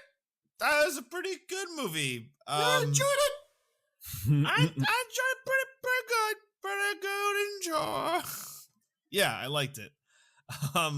I thought Jennifer Lawrence is great. It makes sense why she was so popular at the time. I thought that it's like good world building and like a good story, about child murder and your favorite thing, class systems. You just can't get enough. And yeah, I thought it was good. I think for me, the one thing where I probably would say this could be done a lot better is like the actual like Hunger Games bit. Like for me, I just felt that when we got to the Hunger Games themselves, it was like a lot. And I don't know if it's like this in the books at all, but it's a lot of making things happen. Like, oh boy, isn't that super convenient that you got that thing just when you needed it? No problem. And the bad guys get dumb all of a sudden, like, kind of not out of nowhere, but they're conveniently the dumbest people ever to, I guess, help with the plot. So yeah, like in that way, I think it's like kind of silly and not great, but like overall, like I think it's good. I maybe I wanted like a little more in like District 12 or in like the horrible dystopian world. Like maybe I wanted more there, but like overall I thought it was really good. And so yeah, breaking news, guys, Hunger Games is good. So yeah, you heard it here first. DJ endorses the concept of a Hunger Games for modern day America. Yeah, I mean it might solve a lot of problems. So maybe. Yeah. What about you, Nando? So having seen this movie before and having not watched it in a while, it's with movies like this, and Diggins, you touched on it, like it did launch 1,000 franchises and like a weird subgenre. I'm sure there was something kind of before this that was kind of similar, but like this was the big one. It wasn't the first one, but it's the one that popularized it. And like there's other ones too that weren't even the ones I named that were like one-offs, like The Giver. They kind of redid that in this style. Not redid it, but like did a movie adaptation of it. And saying the movie was influenced by this. The book, of course, is older than Hunger Games. Right. Yeah, I'm saying like it seems like they saw Hunger Games and what other things do we have about like a society where everybody's live, blah blah blah blah blah, and they can all dress in white and be sad, and they made this. I mean, in general, it's got the same vibe as like Logan's Run or like some other 80s movies, although those had more color. I was a huge fan at the time of the movie Battle Royale that this movie does not crib from, you guys. She never saw or heard of it. Whatever you say. No one ever told her. No one. I mean, I don't know. This is like how I vaguely remember it. But yeah. So I appreciate it at the time. Fun idea. But when you compare it to Battle Royale and like the actual Hunger Games like part, where kids are chopping each other's heads off and stuff, it doesn't compare. That being said, I do think this movie is pretty good at being everything else. And I think while I don't think any of the stuff with the TV audience makes any sense, or that mechanic outside of like that the game makers just really just loves to change the rules constantly. But like the way that's built into this, like the game itself mechanically is kind of stupid. All that stuff at the beginning is great. Fucking, like we were saying, Stanley Tucci is incredible in this. Right when the movie starts to get boring, he shows up. And right as the movie starts to get boring at the end again, he shows up. So it's really, it's a tour de force by him. Jennifer Lawrence is good. Some of the other ones aren't as good, but they're fine. And yeah, I understand why this was popular. I will say, like, I remember certain things about this universe that I'm like, well, that's stupid. So that's going to show up, and that's going to make me dislike this movie. That it's not, none of that's in this movie. They don't get into so much of the dumb world building. That is something that as these movies get deeper and we find out more about the Hunger Games and how they work and stuff, I do think it kind of starts to fall apart. However, this one, because it really it's about as stripped down as possible. It's pretty solid. And what about you, Diggins? What do you think of the Hunger Games? So like I said, I've never seen this movie, but I did read the books, and I enjoyed them well enough. I wasn't sure how I'd feel going back to this movie because I feel like we talked about the trends setting off. I feel like a lot of the trends it's set off are pretty mocked and derided now. For good reason, like who actually cares about the fucking Divergent trilogy movies or whatever? Not enough people to watch them in theaters because the last one or two went straight to TV. So yep, yeah. So I was not sure how revisiting it was going to go, but I have to say, having watched it now, I'm like, okay, I understand why this set off the trend, and also why the other ones weren't successful, because it's actually really good because it does a lot of things that the imitators don't do. It feels like a lot of the like teen dystopia love triangle thing is like what a lot of people took out of it, but that's like very little of this movie, honestly. Yeah, buckle up. It's gonna show up a lot. Listen, I told you I read the books. I know. But no, this movie is very focused on a lot more like the dystopia aspect of it. The sort of TJ was saying, like the class conflict, and I think the TV stuff worked for me. I mean, it is kind of silly when you really think about it, but I think it worked for me as the metaphor of like, sort of the grotesquerie of like taking this punishment and pain and like torture and like using it as entertainment. Like there is a sort of strain of society where like the spectacle of the suffering of the poor is a kind of entertainment. And like lots of things, it's not like a super original point. Lots of things have made that point, but I think it works well in this context. And I think it helps shape a lot of, like, part of the love story does end up being interesting to me in this movie, at least, because so much of it is about like, well, like on Katniss's part, it might not even be sincere at all. It's all just like a play for the cameras. Now, she, that might change, or she might be developing things, but that's like sort of the point, right? Is that interplay of like how much of this is the play for the cameras, how much of it is like a genuine affection. Like, I don't know. I think that adds a layer of nuance and to it that makes it a lot more interesting than just the straight love story. So Dickens, apparently in the book that is more pronounced, that she really is playing more to the cameras, and she's not really catching feelings for PETA. Well, yeah, because the book is from her perspective, so you're like reading her thoughts. So you hear her thinking about how she's like, all right, I gotta do this ploy to make people sympathize. Yeah. Right, and the book came out before the Twilight movies, and before the idea of a love triangle became like the most profitable thing on planet Earth. That's true. I cannot help but imagine that somewhat influenced the idea of making this more of a thing. But again, I think the way they do it in this movie is still, even though I agree the chemistry's not really there with J. Law and Josh Hutcherson, it's good. I also think the way they film this movie is pretty cool. There's a lot of the like shaky cam sort of stuff, but I think it's used well, where it's like used in District 12 and in the Hunger Games themselves to represent the kind of like more like naturalist pastoral surroundings, or the violence and tension and like the fraught circumstances, whereas more conventional cinematography is used in the capital and amongst the rich people, to sort of emphasize that like divide between them. And I think visually that was a really good idea that I think reinforces a lot of what the movie's doing.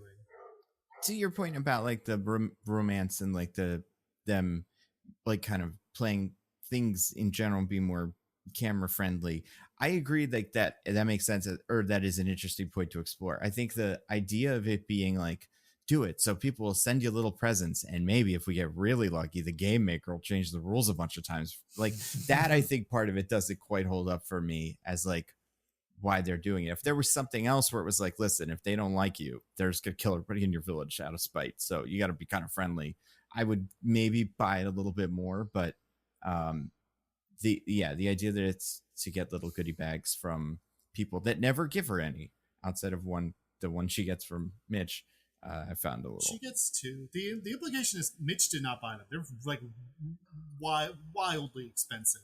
He convinced other people to buy them. Oh, I just assumed he bought it because it had a note from him in it. No, he gets other people to buy them, and he puts little notes in them. Oh, okay. Interesting.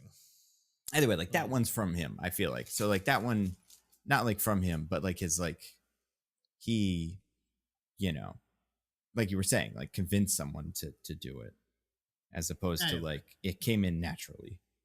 Yeah. But anyway, yeah. So overall, I really like this movie. I was pleasantly surprised by how much I think it holds up. So yeah, I get it, I guess is what I'm saying. But hey, you know what else I get? I get why people love the wheel, unlike DJ. Whoa! Oh, dude, I got like thrashed for my wheel takes. Like everyone, I'm sorry. I don't like it, and you briefly stole the spot of least favorite host of this podcast for your wheel bashing. Yeah, well, what are you gonna do?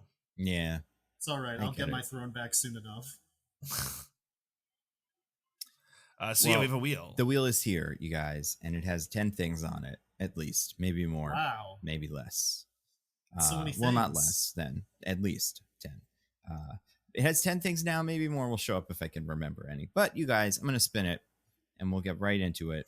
All right, I spun the wheel, you guys. Landed on one of mine. Or no, what landed on one? This is one of Diggins. Is Woody Harrelson's second best wig. So a lot of our nitpicks are from one specific part of the movie, or like from stuff later in the game. Let's talk about Woody Harrelson in this. Yeah, is this just Woody Harrelson in real life? Do they just give him, lines to read off a prompter and Woody Harrelson mad it up? Drunkard? Is that kind it? of just like cool California guy who doesn't take things too seriously. Yeah. What was Woody Harrelson at this point in his career? Not quite True Detective, right? Zombieland. Yeah. So we were about to hit True Detective like a couple years later, and then that's when everyone loves him. That's right. But right now he's just Zombieland guy, which is not bad. No, Zombieland was very popular for being a movie that's not very good. Woody Harrelson was doing just fine. Let's be clear. Right. Yeah, he's an interesting one though, because he was like, he started off as like a not like a very serious actor, but like some sort of kind of serious actor. And he kind of transitioned in the 2000s, 2010s to this, which is still a good actor, but in stuff like this. His first big role was as like a comedically stupid bartender on Cheers. So, well, I guess you got that, but you got like Natural Born Killers in the 90s. You got like stuff that's, I think, taken more seriously than this. I thought he had some more Oscar-y movies. I guess he had People versus Larry Flint. But yeah, you're right. He's and like I never White Men Can't Jump. Oh, that's true. Well, that's classic. Great. Yeah. L.A. Story. It's got that. Oh, that's a cameo though. And I've seen Cheers, but I have not seen his Cheers. I don't know what his guy's like deal is. The main thing about him is he's very stupid. Okay. Yeah, his parents in real life were something. Oh, so is he a Nepo baby? No. Well, I mean, kind of, for Natural Born Killers. Either they were like a real life Bonnie and Clyde or a real life pair of serial killers. What? I cannot remember which one it is. God. I'm looking this up now. Yeah. He's got an interesting convicted hitman Charles Boyd Harrelson. There we go. Yeah. Wow. Yeah. Who'd have thunk? That's why I think part of his deal back in the day was just what a weird guy. Like what a character. Yeah. But yeah, I don't know. What'd you guys think of Woody Harrelson in this? What'd you think of the wig? The wig's fine. I mean, like, now we look back on this wig and we're like, how quaint. We've seen what heights we can reach in our Venom films. I mean, in reality, it's his third best wig because he has the Venom post-credit scene wig and then a different Venom Let There Be Carnage wig. That's true. Because they just couldn't help themselves. I mean, him as a character, I feel like we get the wrong amount of time with him. We needed either less or more. And it wasn't going to be less than it's Woody Harrelson, but it's like, yeah, this guy who's just kind of mad at the rich society and has like a deal, like or just has like an attitude and, you know, just likes to drink all the time. But like never, like just as he starts to turn around and like, wait, he's not drunk anymore. He's kind of being cool to Katniss. He's like gone. I feel like the Hunger Games, because to your point, Nando, it's like 2/3 of the movie, or I guess a little less. It's like whatever. It's a good chunk of the movie. It's over half of the movie is the Hunger Games, right? Yeah. But like, it's not so amazing that you're like, wow, this was really good. It's almost like they would have done them more good to do more capital stuff, I feel like. Yeah, I mean, the thing that I don't think maybe we like totally got at is the Hunger Games are boring and would be boring to watch as an event because most of it's hiding and survival stuff. Right. Like there are a child murder every so often, but it does seem like this is a multi-day event, like where you will potentially starve or die from exposure or a wound. At one point, I think they said like an infection can kill you as fast as a sword or something, which I mean, false. Maybe if you have super infections here or something, if like they make an infection, they design one that's extra bad and then throw it into the Hunger Games. But I think what you're not realizing here is we've already discovered several podcasts ago that there are people who watch 24-hour-long race car races. Yeah, that's true. And people aren't even supposed to die during those. That's true. So a similarly long and mostly boring event where people actually die sounds more interesting than that. So Sweet. I'm not surprised at all that people are interested in them. Diggins, you make a really great point there. That like the Hunger Games are going on all the time, 24/7 for what seems like weeks, right? At least a week, probably, days. Right? Yeah, I'll say days. Sure. Everyone, the game master, announcers, the staff, like are they all working 24/7? Are there breaks? I'm sure there are more people who work in that control room than are there at any given time, and they like switch out. But also, maybe everybody in town, everybody in all the districts is just standing in town square watching this thing because none of them have TV. Well, not none of them have TVs, but like the poorer ones don't seem to have like TVs they can just watch this on. Do they just have to stand there all week? No, the poor ones are given TVs. Well, like they're given you watch on a big screen. Well, right, but they don't have like they can't go home and watch Hunger Games. Like, remember at one point we see mom and sister are at home watching. Yeah. So why are they? I guess they're just all standing in the center of town to see it. But I don't know, man. I feel like if I was like in District 11, I would probably not get psyched to watch that little girl get murdered. And like they don't know she's gonna get murdered at that moment, but I think they know she's gonna get murdered at some point. It's gonna go bad eventually. One thing that this movie does not touch on is they have to watch. Right, that's what it seems like. Yeah, it is not optional. And that's the part of it that I think, talking about Woody Harrelson, his role in this, I do think kind of doesn't work. Not like doesn't work for me, but I think is like kind of strange. Is his job is to be exposition man. There's a lot of exposition in this movie, and fair. Like there's a lot of concepts being thrown at us that will be like that. I think you do need to understand the movie and are fine. Like I said, in later games they'll get a little sillier, but in this one it's fine. But it is like a lot of things that they're telling Katniss, like you gotta be friendly for the cameras. It's like, do you not know that, Katniss? Like you guys are forced to watch this every year. Do you not talk about like, I wonder what I would do if I was in the Hunger Games?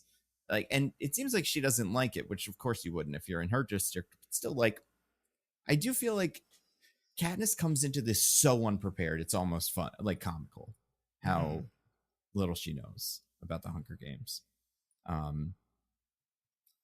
Considering that, like, you know, a big part of it is like a beauty pageant that you can die in.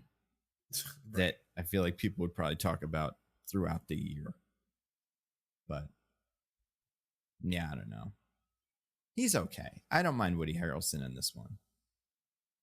His wig is pretty bizarre. I like him. I mean, I think it's a pretty classic character. You know, the jaded veteran who, you know, has seen all these kids die, and so he's become an alcoholic who doesn't care to cope with it. But then these kids, you know, they bring him out of it. And I think DJ, you're right that it's a little thinly sketched in this one. But I think that's why it's good we have Woody Harrelson here, who adds a lot of character to it, and, you know, yeah, fair, makes it feel a little bigger than it is. Right. Yeah, that's fair. And now that I'm thinking about it, do you think Dolph Lundgren went to like the Hollywood prop closet and picked up this wig for Expendables 4? 100%. Yeah. It's the same wig. Happened. Yeah. He was like, "Oh my God, that's the one," or maybe the costume designer, whoever. But they're like, "That's what we need." They were like, "What's your character like?" "Well, he's drunk all the time." I know exactly what my hair should look like. I've seen this before. Yeah. It's a killer who drinks because of problems. Speaking of that, I've spun the wheel again, landed on somebody's, Diggins's, and I honestly don't know what this one is, so I'm curious. No, I don't know what it is. I don't know exactly what it is. It's the Adam Driver Benedict Cumberbatch scale. What is who are we talking about here? I'm talking about Mr. Josh Hutcherson, of course. Where does he fall on this scale? What is this scale even measuring? Not on this scale. That's what I want to. Whoa, you guys think he doesn't fall on this scale? I mean, he's 5'5". This is a height-based scale, obviously, between the tallest and somewhat tallest of our Hollywood stars with interesting faces. It's the scale between how weird can you look while still being considered hot. Interesting. I think Adam Driver's on the low end of that scale, where he looks a little weird, and then Benedict Cumberbatch looks like a space alien.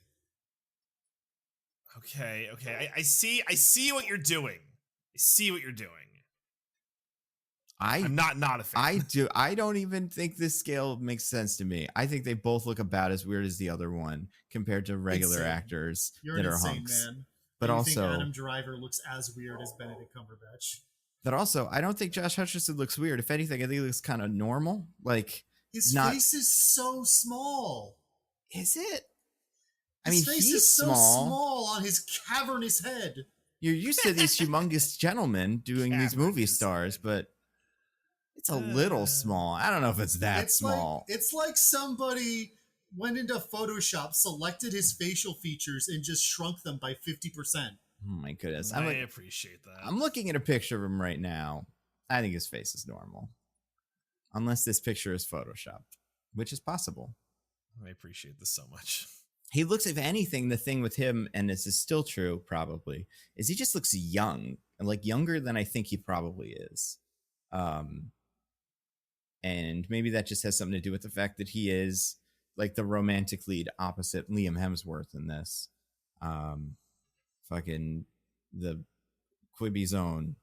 But yeah, I just never saw them as like that. I think is the thing where I never saw them as both ends of the spectrum of like, you have the hunky bad boy or the nice guy. Like that never sold for me. I'll play this game, Diggins, since Nano's not willing to. I would say he's closer to the Adam Driver. I would say 60% Adam Driver, 40% Cumberbatch. Like a 6 toward Adam Driver on the scale. That's where I would peg him. Okay. All right. How about you? I do think he's closer to the Adam Driver end of the scale. I don't think 100%. I don't think he looks super weird or anything, but I don't know. I was like looking at him in this movie, and I was like, "What's with the face? What's going on with the face area on this man?" You know what's funny is I wonder if it's a question of he has maybe a more like mature face, but he's a kid in this movie, because like I didn't get those vibes watching the Five Nights at Freddy's trailers. Five Nights at Freddy trailer. Also, he's 11 years older in that trailer. That's what I'm saying. That I think he ages into what he's supposed to be. That could be something. Yeah, I think that's what we get to. Yeah. His face grew, so it fit his head. Yeah. That's so funny. I'm the opposite. I think he has a baby face, and it like kind of fits here, but I think in general it just kind of doesn't. He's just not like a super hunky movie star. And as he's grown up, he's got a face that I'm like, this cat could still be 20. I don't think he is. Like he's like I don't think that's what they're going for in like Five Nights at Freddy's, but he just has very like soft features in general. Interesting. Yeah, how do you guys think he works in this? I mean, I think his character is so meh. Like, I'm not a huge fan of his character, unfortunately. So, yeah, I don't think he's particularly likable or interesting here. Mm-hmm. Yeah. Yeah, he's just kind of bland is the thing. Like, I feel like we don't spend a lot of time with him. That's not just him being like, Katniss, I love you. Yeah, right. Or, oh, cool. Thanks, I'm scared about dying. Yeah. And so we just don't really get a good sense of who he is beyond like very surface stuff like that. Yeah. Which, I mean, I get because this is based on a source material that was from Katniss's perspective, and we got to see all her thoughts and inner feelings and everything, and we didn't get any of that for him, so there's less to go on. But I don't know. I feel like this is kind of the opposite case of Woody Harrelson, where it's like the character's a little thinly sketched, and I don't feel like Josh Hutcherson is charming enough to paper over that. Mm-hmm. Right. Yeah. And that's why, like, having this conversation, part of me is like, it almost feels like him and Liam Hemsworth should switch. Like, he should be the safe boy from home that she's known all her life, and Liam Hemsworth should be this like kind of strange bad boy who she doesn't know if she could trust throughout the competition, but she's also attracted to. Like, that's interesting. The weird thing about that, Hendo, is that even though he's the one in the competition, it kind of is framed over the course of the series as Liam Hemsworth is the bad boy and Peeta is the good boy. And that's true. And like, I do know kind of where both of their arcs end and how this shakes out, and it's very weird looking at where they are. Not like it's very weird. I don't know. The thing with Josh Hutcherson right now is he feels like very like his character's vibe is like, why don't girls like nice guys? Like he feels like the guy that would say that. Yeah, I know, and that's why I'm like, I don't really like this guy. Like, I hope Katniss is faking him out with this blueberry thing, and she's just gonna, oh my God! Be fine. She palms them, pretends to eat them. Yum yum yum. Oh, those were tasty. God, I mean, disgusting. That would be so funny if that was her plan. And then they're like, "Stop! You both win." And she's like, yeah, that's what I thought they'd do. Yeah. Are you sure? Maybe we could try. I think it's what the people want. Let's talk about. I spun the wheel. Speaking of things that'll kill you, this one's for DJs. Sure, metal bow, but metal arrows. Yeah, so I understand that it's the future. All right, I'm not an idiot. However, I feel like there's something just like about like I know it's like the metal bow thing, but this is like about the technology in general that like it doesn't all make sense. Like, okay, so you had this metal bow. Tell me, excuse me, DJ, the dogs don't make sense to you? What part of the invent dogs doesn't make sense to you? Conjure dogs. Yeah, the one guy draws it on his little tablet, and he sends it to the big tablet, and then someone goes, good idea. And then they just do it. They press the dog button. Yeah. We're so proud of you. So, the bow, it looks like an old-timey, like the bows they had from Avatar, right? It's like a more primitive world. But like it's just metal. So it's like, okay, I don't know if the bow being metal helps in any way. I guess you're gonna hit someone, it super helps. Yeah, it's good as a not bow. It's a pretty good sword, I guess. Yeah. Otherwise, I think it's questionable. Then the arrows are metal, and the little fletchlings, like they look like they're plastic. Yeah. I'm just like, damn it, how is this supposed to work? Like, is the fact that the arrows metal make it better? Like, I thought like the fact that it's like wood and like the fletchlings are like the feathery things, like kind of makes it more aerodynamic and better. Like, I imagine you would fire this, it would fall right to your feet. That'd be, or maybe so they're funny. all really strong. Like, I just don't understand. She'd give it to PETA and like, to use this. You're the strongest man I've ever met. Hey, actually, though, the amount of strength she would need to use the bow, the way she does, would be absurd. Right? But DJ, hey, nearly like most modern arrows are made out of aluminum and carbon fiber. Like that makes, but like this doesn't look like that. Yeah. And again, most modern bows are composite, and they have like multiple strings, and like there's more going on than that. Like, right, this is just like a very simple bow. That's why I'm saying she'd have to be like really strong to use it the way she does. Yeah, but like, okay, sure. So maybe most modern bows are made of some kind of metal, but I promise you they don't look like how they do in this movie. And it's just because all the weapons look like metal, and that's fine, right? Like the swords and the axes. I mean, I don't know that an axe with an all metal hilt is good. Maybe, I don't know. I'm not a weapons expert. Ask Gunnar Jensen. He knows. Yeah. He had a big metal axe. But it's yeah, it just kind of threw me off. And well, like again, I'm trying to keep this mostly nitpicking, not mostly praise. So, you know, you're going to get some of this with your mostly nitpicking, you know, as is the rules, and we're not mostly something else. My point is less that the construction of the bow and arrow doesn't make sense. I think you could use a bow and arrow like that. She'd just need to be jacked. Yeah.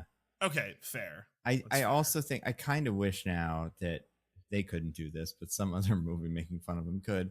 Like, they do the skill test in the beginning, and it's just normal stuff, like a regular bow and arrow and a regular all the rest of that. Yeah. And then she does Hunger Games. They go, she grabs the arrow and just sees somebody and fires it, and it like flops right down in front of her. So what the fuck is this? Oh my god, the arrows are metal. Like, did nobody tell him? I do think there's a guy in the back just spray painting regular arrows and regular things to make them look metal and futury, like in the Hunger Games verse. That just because the aesthetic of the Hunger Games will change a lot in the second one, and it will get a lot more like modern and fresh. And this feels like just like there's like, it feels like this main guy, Seneca, who devised the Hunger Games, is just like boring, even though he has the most exciting facial hair in the history of film. Like, his idea for this is like, give her a metal arrows and metal this and like make it all silver. Whereas the next guy is going to invent a fucking machine that spins the whole fucking thing around for fun because they got way more budget in the second one than the first one. So yeah, I mean, to be fair, I don't know what actor this is, but the next guy is played by Philip Seymour Hoffman, so his character is just infinitely more interesting. Plutar. Yes, that's right. It's like, it's tough, yeah. That famous Roman name, Plutar. Mm-hmm. I do think that the aesthetic of this movie is interesting because it is clearly so like, not like low budget, but like a lot of it is kind of minimal. And you could tell where they spent money and where they didn't. Yeah. And I don't mind that. I think it's economical in general. And like, not every special effect is perfect. But every so often you see one green screen and you're like, okay, I get it. That didn't. But like, they have to do, you know, regular little forest shots or the biggest crowd you've ever seen in any movie. Right. So what are you going to do? And like, it would be really boring if the Hunger Games part of it looked like shit. But the audience and Caesar Flickerman's thing looked absolutely picture perfect. Like, they really got $1 million extras for that scene because they were just committed, blew the whole budget on it. You had to. Yeah, of course. No other option. I spun the wheel again, landed on, I think, another one of DJ's, The Unstoppable Tree. Oh my god. Okay, so I think the first big, I don't know, like, not impasse. I don't know, but like, she's caught by the guys. Like, it's not over, but it's kind of over. So it's like, oh, like now what's the plan? And for her, the plan is I gotta climb a tree. So I gotta climb a tree. So she climbs a tree. What's the big guy's name? Like the main antagonist? Kato. We love Kato. Kato or Kata? Kato. Kato. Like the Roman? Right. The boy's name ends with O or something, probably. That's usually the rules of names like this. Marcus Porcius Cato? Yeah, Avi. Kato Kalin, O.J. Simpson's roommate / whatever that guy's job was, live-in surfing instructor, I guess. I don't know. I only know about him through the show. Cato the Elder. I could also be talking about Marcus Porcius Cato Uticensis, or Cato the Younger. Always on the table. So anyway, so Cato has to he tries to climb the tree to get her. He's like, I can't climb this fucking tree. And I guess none of them else can either. I don't know why they're like, hey, PETA, climb this tree or we're going to kill you. Because they kept PETA alive because he could find, he's like, oh, it'll lead us to the girlfriend. Yeah, the person he likes. And then they do it and they don't immediately kill him. They're like, I guess we'll keep him around. That's probably a plan.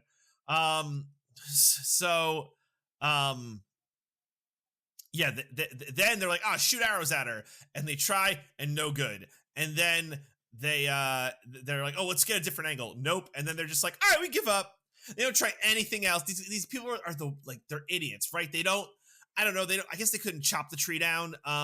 That would be so funny. I don't see any axes. I mean, they have the sword. They could just really go for it, or do that punching the tree thing that fucking Steven Crowder did or something in a video. I can't remember who it was. One of them. Or here's one, guys. Burn it, right? Just burn the tree down. Yeah, they can set fires as part of their skill set training or whatever. I don't understand how because it happens too many times through the course of the Hunger Games, and I don't know how much it happens in the book, but it's just way too much of coincidence after coincidence after coincidence. It's she would have fucking died. It's she didn't win. Not win, but she didn't succeed this part because of her wit and guile. She cornered herself up a tree. There's 5 of them. She's dead. Yeah, I mean, well, DJ, she does get out by her wit and guile eventually. Yeah, and in the moment, PETA convinces them to not kill her because he wants her to not die. But also, this does seem like another one of those situations where the guys behind the thing would be like, well, we're not letting her hide down a tree. Make the tree shrink or something. We're here for Hunger Games, not tree hide. That's true, because in terms of a spectacle to watch, like the Hunger Games, it does it would be kind of a boring watch after those first 90 seconds where they're all just fucking murdering each other. Oh, 100%. DJ, we covered this. People watch 24-hour car races. All right. That's better. That's better than watching Girl Up Tree. Yeah. Right? The car race is better. Because only very occasionally does someone die in the car race. Oh, I'm guaranteed 23 deaths if I stick this out. The other thing with Girl Up Tree that's funny is this seems it's they don't have a plan for this. And again, it's if you were forced to watch the Hunger Games every year, you'd figure out a couple of strats, and this is the winning one. Yeah. You grab a weapon that you could just grab a couple rocks you could drop on these guys and go to the nearest tree. Yeah. Yeah, I don't know. It's very silly. But yeah, so tree's part of it, but it's also I guess her saving Rue is good. That she's literally about to get stabbed to death. This is close to the end. She's about to get stabbed to death, and then the Rue's friend from District whatever comes and takes out the girl with knives, and she's like, "You get one," and then he just dies later. It's just I don't know. It's a little off. DJ, it's almost more important than violence and viciousness is your kindness and your willingness to help others. But almost that's some sort of moral for children. But that's not why I'm evaluating it on what I'm seeing. That's not why the audience, the bloodthirsty, a-holes want to watch their murder porn, right? Or why aren't we just watching 24-hour street racing or whatever? Doesn't matter. They like the human drama of it. you want to root for. They have a whole discussion about this between Seneca and President Snow, where he's like, yeah, you want to root for the underdog. You want to. You like seeing that kind of like that little hope of like, oh man, maybe the little guy will win. And President Snow is like, hey man, don't do that too much because it's dangerous. We want to crush all but the littlest bit of their hope, so that they're not completely hopeless. If they're hopeless, they have nothing to lose. If they have too much hope, they have something to gain. So yeah, it's about threading that line, and Seneca opts on the side of too much hope. Yeah. Although there were riots at one point when Rue died. So although it wasn't because Rue died, it seemed to be how Katniss handled the death was like why everyone was so now we do rebellion. Yeah, well, yeah. I feel like when you send Rue off to Hunger Games, you kind of make peace with the fact that Rue's not going to win Hunger Games. Oh my god! There are not enough nets and knives to steal for Rue to have some sort of winning Hunger Games strategy. So when she dies, you're like bummed. I'm sure nobody was psyched about it in District 11, but they were like, yeah, I guess that is what. And then Katniss was like, no, you should actually be sad about this. And they were like, you know what? Actually, this wasn't great. And then they decided to riot. So I get that. I don't know. Where did the 3 fingers thing come from? I can't remember. Did Rue give her that? Tell her that's the secret symbol of her guys? No, she does it before they're leaving the district at some point. Yeah, it's just like a thing they do. And it's like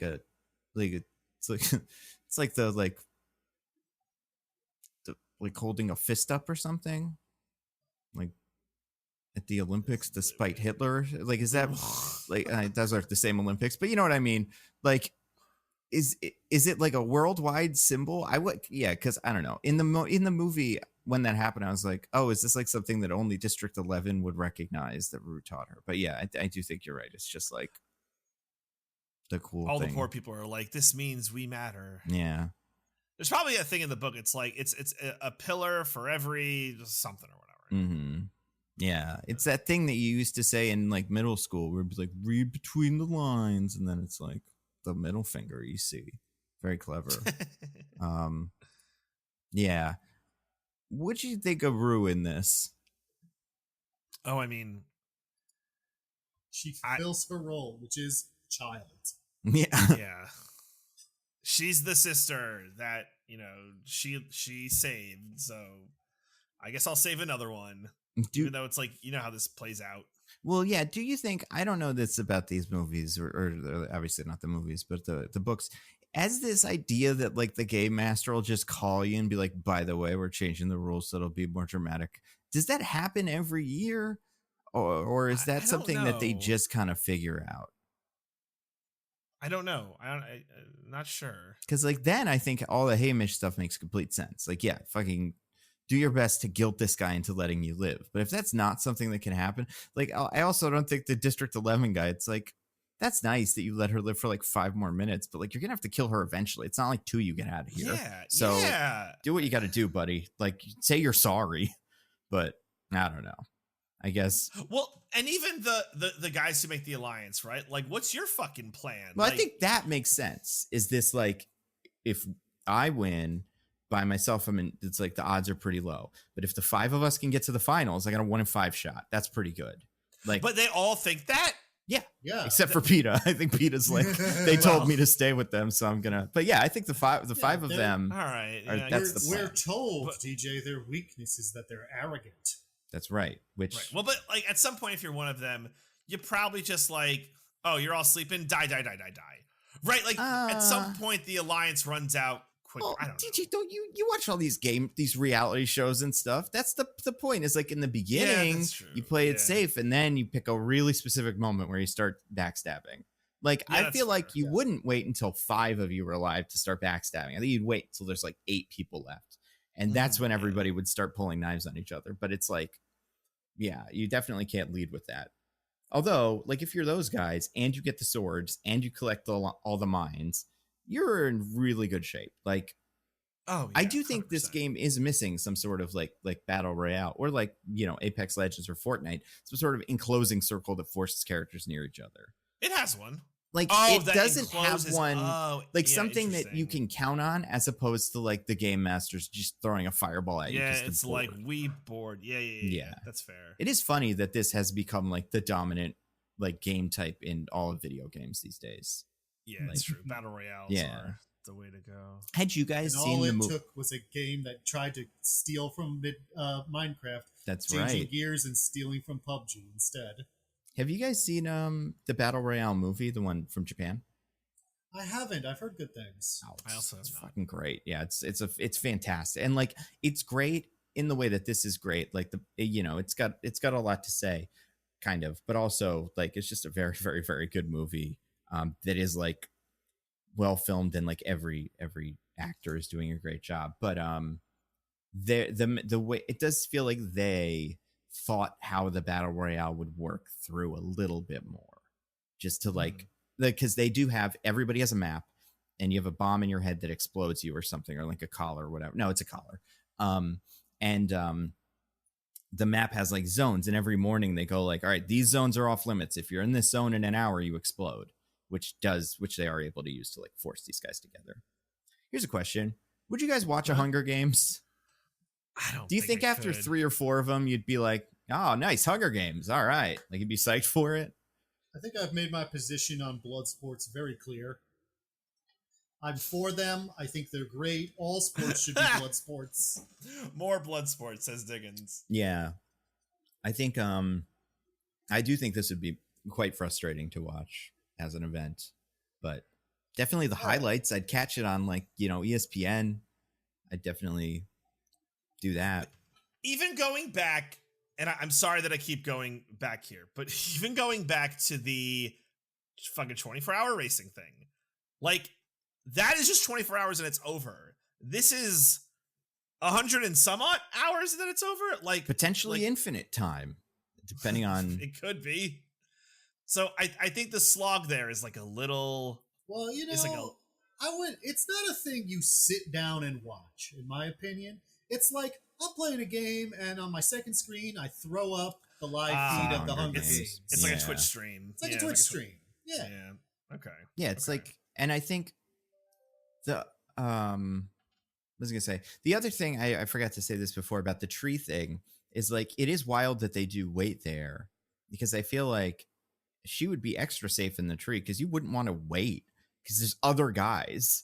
Like you'd be like, let's make a lot of noise at this tree where we cannot kill her, but we are incredibly vulnerable, and then just like go to sleep, hoping no one was near us enough to like throw a fucking couple of ninja stars at us and chop our heads off.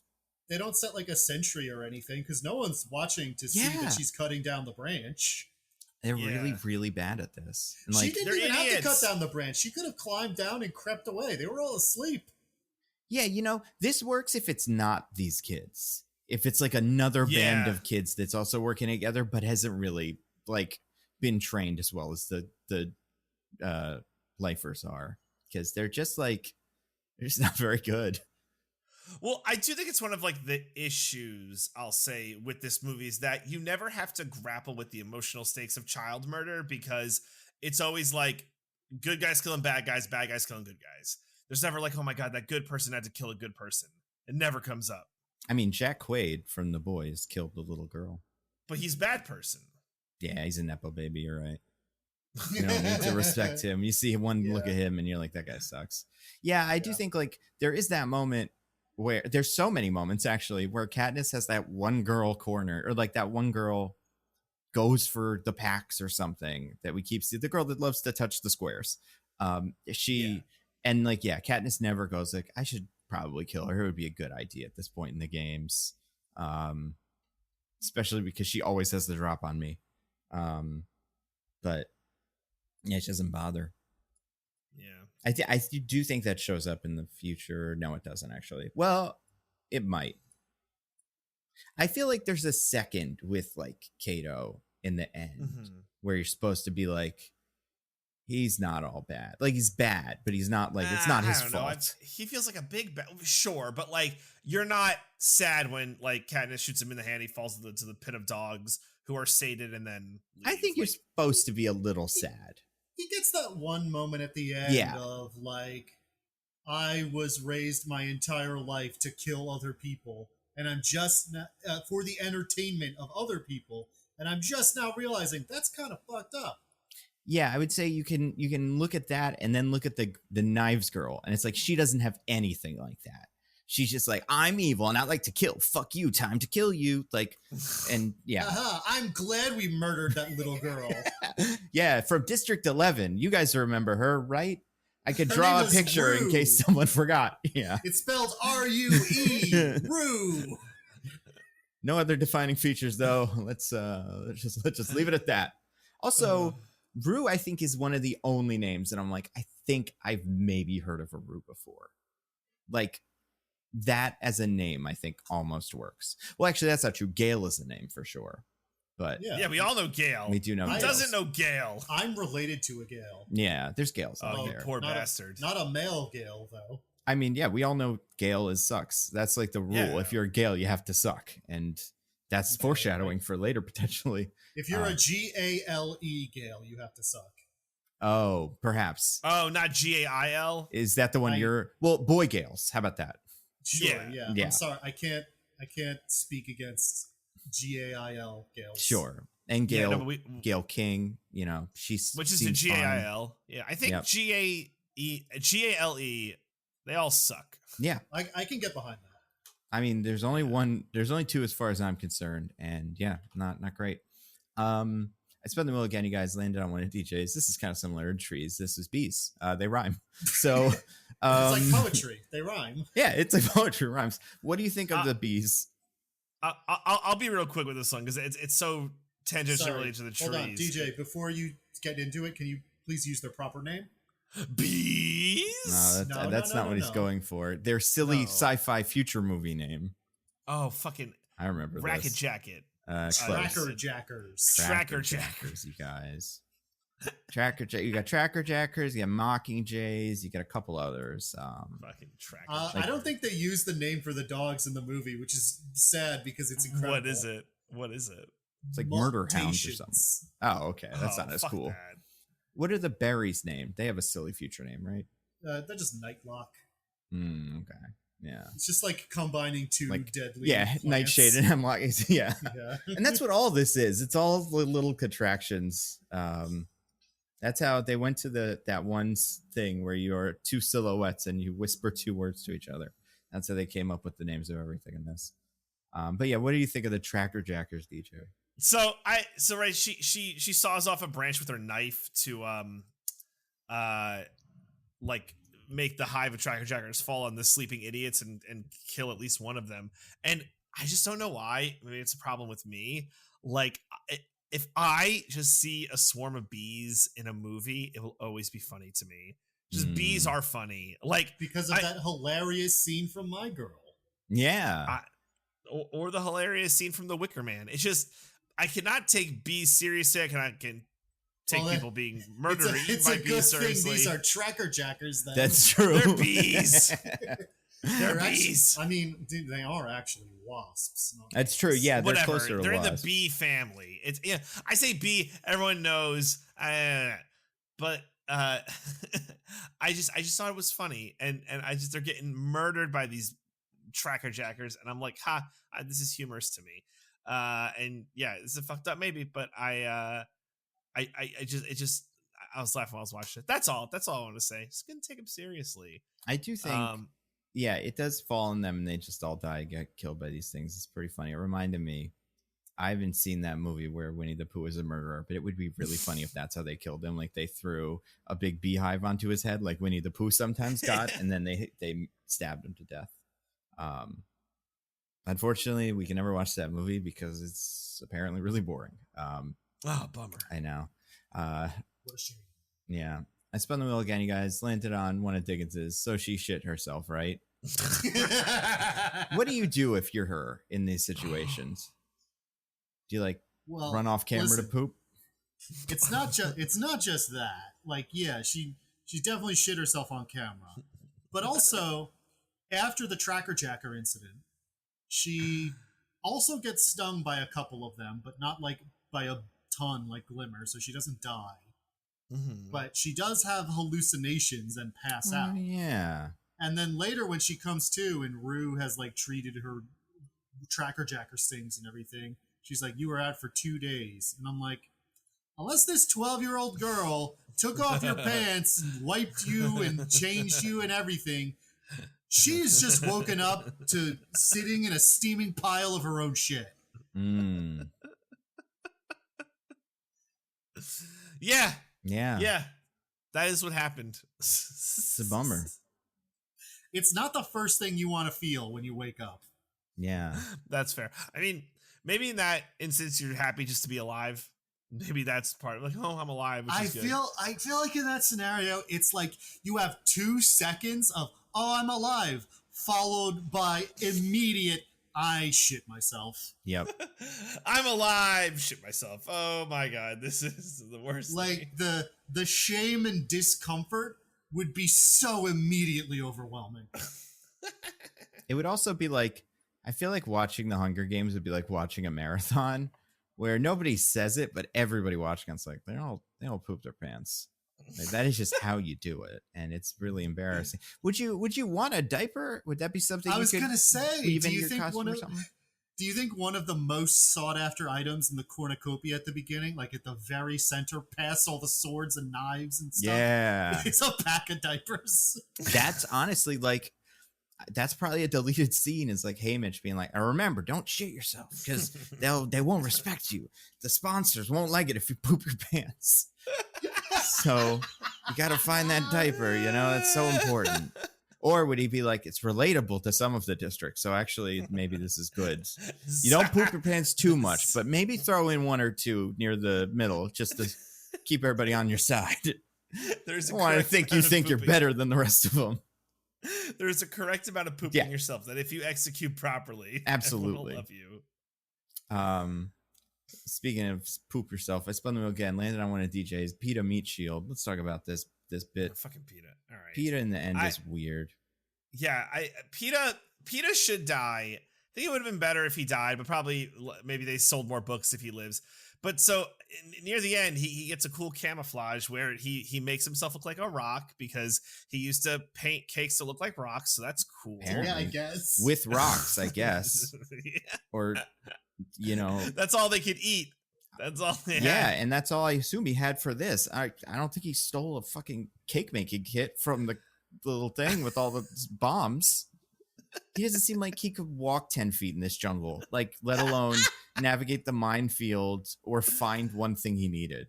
Like, I'm surprised at no point did we find somebody with a weapon that just didn't match. Like PETA with like a humongous flail, just kind of holding it like, I don't know, maybe I'm going to hit you with the stick part. Like, she just fucking, she finds Rue. Rue, what do you have? Nunchucks. I don't know what to tell you. Like, I don't know why these are even here. Guys, I think I'm fucked. Yeah. Well, where'd you get him? The last guy tried to use him and knocked himself out, so I took him from him. I still don't think I should use them, though. That is something, to be fair, that the Battle Royale does really well, is every kid is given a random weapon, and some of them are incredible, and some of them are really bad. And it's pretty funny to see characters get them, or it's exciting to see a character get a really shitty weapon and like trade up by using it to kill people that suck at using the cool weapons. But yeah, they instead it's just a pretty all or nothing. So like PETA's basically gonna die because he, like not succumb, like he got cut from a sword from some guy. I guess he got away from Kato. But yeah, from Kato, but he's like bleeding real bad. And this is the moment, right, where Katniss is like, I think I love you now. It'll help with sponsors. But also I'm not exactly sure how I'm supposed to feel about this. So yeah, it just it seems like he should have died. Like that would have been his like proper fate in any sensible movie, but they just had to keep the gravy train going, I guess, which involves PETA living forever. But also, I mean, if he dies, then you don't get the ending where they defy what is supposed to happen. Their sick amusements by doing the double suicide plan, which kind of kicks off the whole rest of the plot, where them doing that kind of causes a cascade of events. Yeah, if anything, you kind of figure PETA's move in the very end would be to kill himself early. Like, take the berries on one just because he wants to save Katniss's life. Right. Like, that's what I would expect from a character like that, except he kind of sucks, so he's not going to do it. And that's, I get it. I don't think I'd fare much better. Although I do think, like, yeah, he does prove his worth in being strong at one point. I can't remember where. Does he pick up Kato or something and like toss him a little bit? Yeah, when near the very end. At the end, when it's just the two of him and Kato. After she distracts him a little with the arrow, he does like suplex him into the mutations. It was pretty good. It was great. Did a really good job. Yeah, it's a handy. I mean, it's a useless power, but it's a power, I guess, to have. Well, it's funny because he could lift over 100 pounds. It's like, well, I hope a lot over 100 pounds. Yeah. Kato's pushing, what, 215? At least, yeah. I mean, I don't know how tall any of these people are because some of them are shorter than you expect or whatever. But yeah, I'm figuring these guys are like they got a lot of muscle. Like our heroic president, It's crazy that him and me are the exact same dimensions. Yeah. It's incredible. I can't believe it. I believe it. You and Joe Biden? Yeah. Oh, I was thinking, yeah.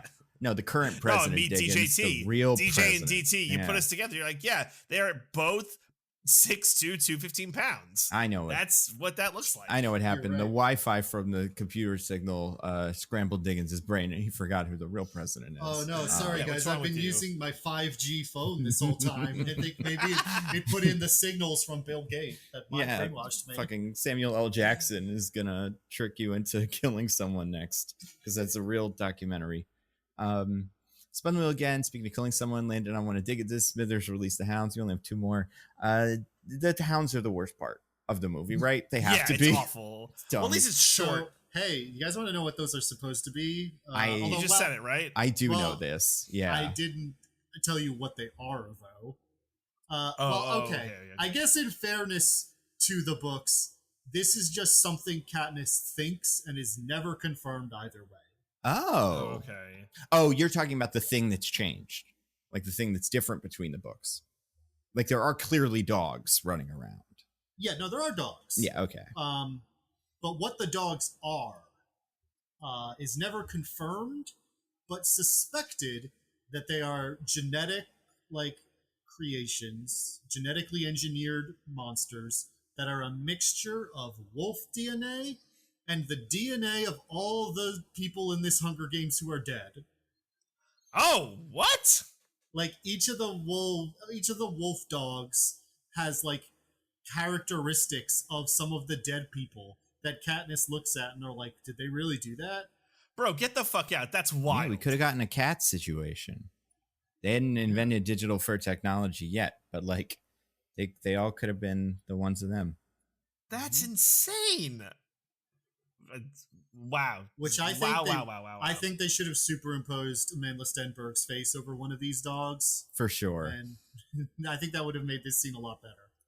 I mean, I do think the dogs are super dumb to me because they don't feel like they'd be effective here. I think they'd eat all three kids probably. I don't see a world. These dogs are just bloodthirsty dogs. They seem like they want to kill one of them. Like when they get Kato, they quit. But like if the kids split up, they just split up as dogs. They go for all three and kill them all. I think the implication is that the hosts like make the dogs go away after they kill Kato. Right, but like if everybody got mauled by the dogs at the same time, how would it work? Right, yeah. Especially because these dogs, you can shoot them kind of. I want to say she does manage to shoot one of them at one point. But like, doesn't seem like they have a strategy for getting rid of them. Yeah. And yeah. Well, from the earth these dogs rose, to the earth they shall return. That's true. I do think it is a humongous jump in like the technology of this universe at the very last minute of this one. Like I don't think it's like unbelievable or anything like that, because a lot of nonsense happens in these movies, but it's just like, I don't know, feels kind of out of place. But they also look weird, and it's, again, I don't want to really knock the special effects too much, but they don't look great. I think the special effects in general, like, are good, or at least not ostentatious. Yes, I agree. Except for these dogs. Yeah.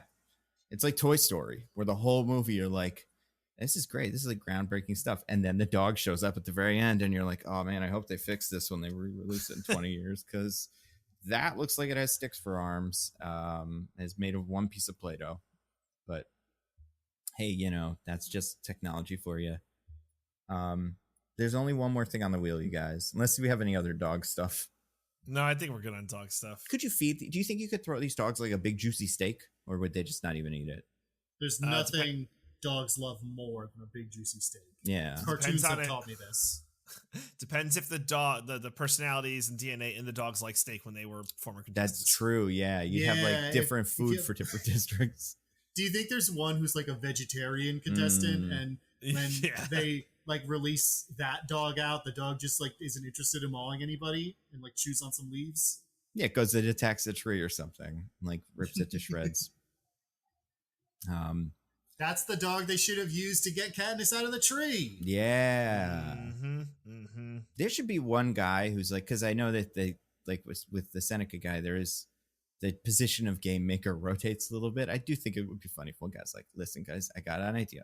Dogs, every kind of dog you could possibly imagine. Maybe make some flying dogs. There's dogs you can use as weapons, like spiky dogs, all kinds of stuff. Dog gun. Yeah, just like dog going crazy gun. with it. Big mega dog at the end, 20 feet tall, just Godzilla of dogs. And yeah, they don't do that. It does feel like I like looking at future Hunger, like the next one specifically, you're like, this guy fucking sucks at designing Hunger Games. He's genuinely very bad at it. But yeah, well, you'll see the next one. Only one more thing on the wheel. It's a question. Could Nando win the Hunger Games? Yeah, I think so. What? Yeah. I think if you prepare for it, if you've thought about it at all, there are some strategies that no one is utilizing that are good. Right. Please explain. Like elaborate on what your amazing strategy. Like climb a tree is a really good strategy that works 100%. If she was able to stay up in that tree the whole time, she'd win. Climb the tree. Starve to death eventually. I mean, I guess climb and the shit tree herself so much and make a lot of noise. You know, get the other contestants there to chase those other contestants away. Like have this contestant bloodbath underneath you, and then just drop a big fucking rock on the loser. I don't know. I don't know if I can win the Hunger Games. I do think none of these characters seem to be exploiting the drop system of the Hunger Games particularly well. And I think I don't see anyone else get any. Yeah, and like no one has anything really exceptional. But like I think if you were really fun and like you really nailed that intro bit, and like that part's tough, but like I don't know. I just feel like there's ways to win the Hunger Games by that alone. Get somebody to give you a bazooka. The problem is, Nando, nobody gets a big enough kill streak to be able to afford. Yeah, honestly, that's what it's like. And like, yeah, I feel like I do feel like there would just be more. I don't know. Like I'd start just fucking getting products. Like, oh man, look at the tree camera. Really love me some Nike shoes. Let's see if I can get some free ones sent to me by the drops. Because yeah, that part of it I think is I would definitely lose at the very end though to dogs. Dogs would eat me. I'm also like I'm not particularly athletic when it comes to like climbing trees and stuff like that. So I don't think I could do that. I do just think like I feel like in universe nobody seems to come as prepared as you would want for these, especially the kids that think about it a lot. And I do think I would also spend all year fucking dreading the Hunger Games, like, you know, like some stupid, like, you know, some people dread like parties or something, I would just be like, this is my year. I'm going to the Hunger Games this year. I know it's me. And so maybe by then I'd have like a strategy. You probably put in so many food tokens that you're just like, yeah, I stacked the deck so much that like it's me because I put in for so many goddamn food tokens. I also think that no one seems to be, besides Katniss and PETA seem to invent this like let's pretend we're in love strategy that is a really good strategy. And, it is, and like some version of that. Like these people have never seen a fucking like, you know, Dancing with the Stars isn't this, but like any of those game shows like American Idol where the first like 20 minutes of every competitor is just them talking about their sad life and stuff. Yeah. Like nobody's doing that. And like I feel like getting the crowd on your side, pumping them up, you know, that's the way to do it. And yeah, so I don't know if I could win. I could climb in a tree, then make everyone love me, and then get a couple of hand grenades, and then maybe polish this off. The hand grenades would be clutch. Yeah, but yeah, until then, I'm not. I don't think I'm great at Hunger Games. Yeah, nobody's perfect. I do think I could win future Hunger Games is better than I could win this one. I could win them when part of the Hunger Games is like figuring something out, as opposed to just like hiding in a tree. But yeah, this one does not have that. Anything else about Hunger Games so far? Where would you rank them? This one is number 1. Yeah, obviously. and it's as far down as you can go too. Yeah, bottom of the list. True. Wow. This is both the best and the worst Hunger Games movie I've ever seen. Yeah. Will it go up or down? We'll see. I actually have one more question. Oh, okay. Is it woke? I think yes. Female protagonist. Saying that a class system is bad. Now hold on. I was prepared for this. I was prepared for you guys to say yes. I'm going with no, but I'd like to hear your no as well. I got an argument for no. Okay. So this is a movie about 2 working class youngsters from, and this is canonical, from Appalachia. Oh yeah. From the coal country. Okay. Who are whisked away to the capital city by the elites. Mm-hmm. So children being kidnapped by elites, first of all. And those elites are crazy and flamboyant and don't understand what it's like for real Panamanians out there. And they use these poor innocent real Panamanians to like torture and pit them against each other for their own amusement. Yeah. You know? And it's like all the while they're the ones profiting and laughing. While the poor downtrodden people of coal country get left behind. That's right. I think you did it. Yeah, I don't think it's woke. Proud of you. I think this is a real argument some right-wing people made when Hunger Games came out, which is insane. Cool. I could see it. Like I could see. I do think it is some of the politics of the Hunger Games are strange, and they get worse as things go on.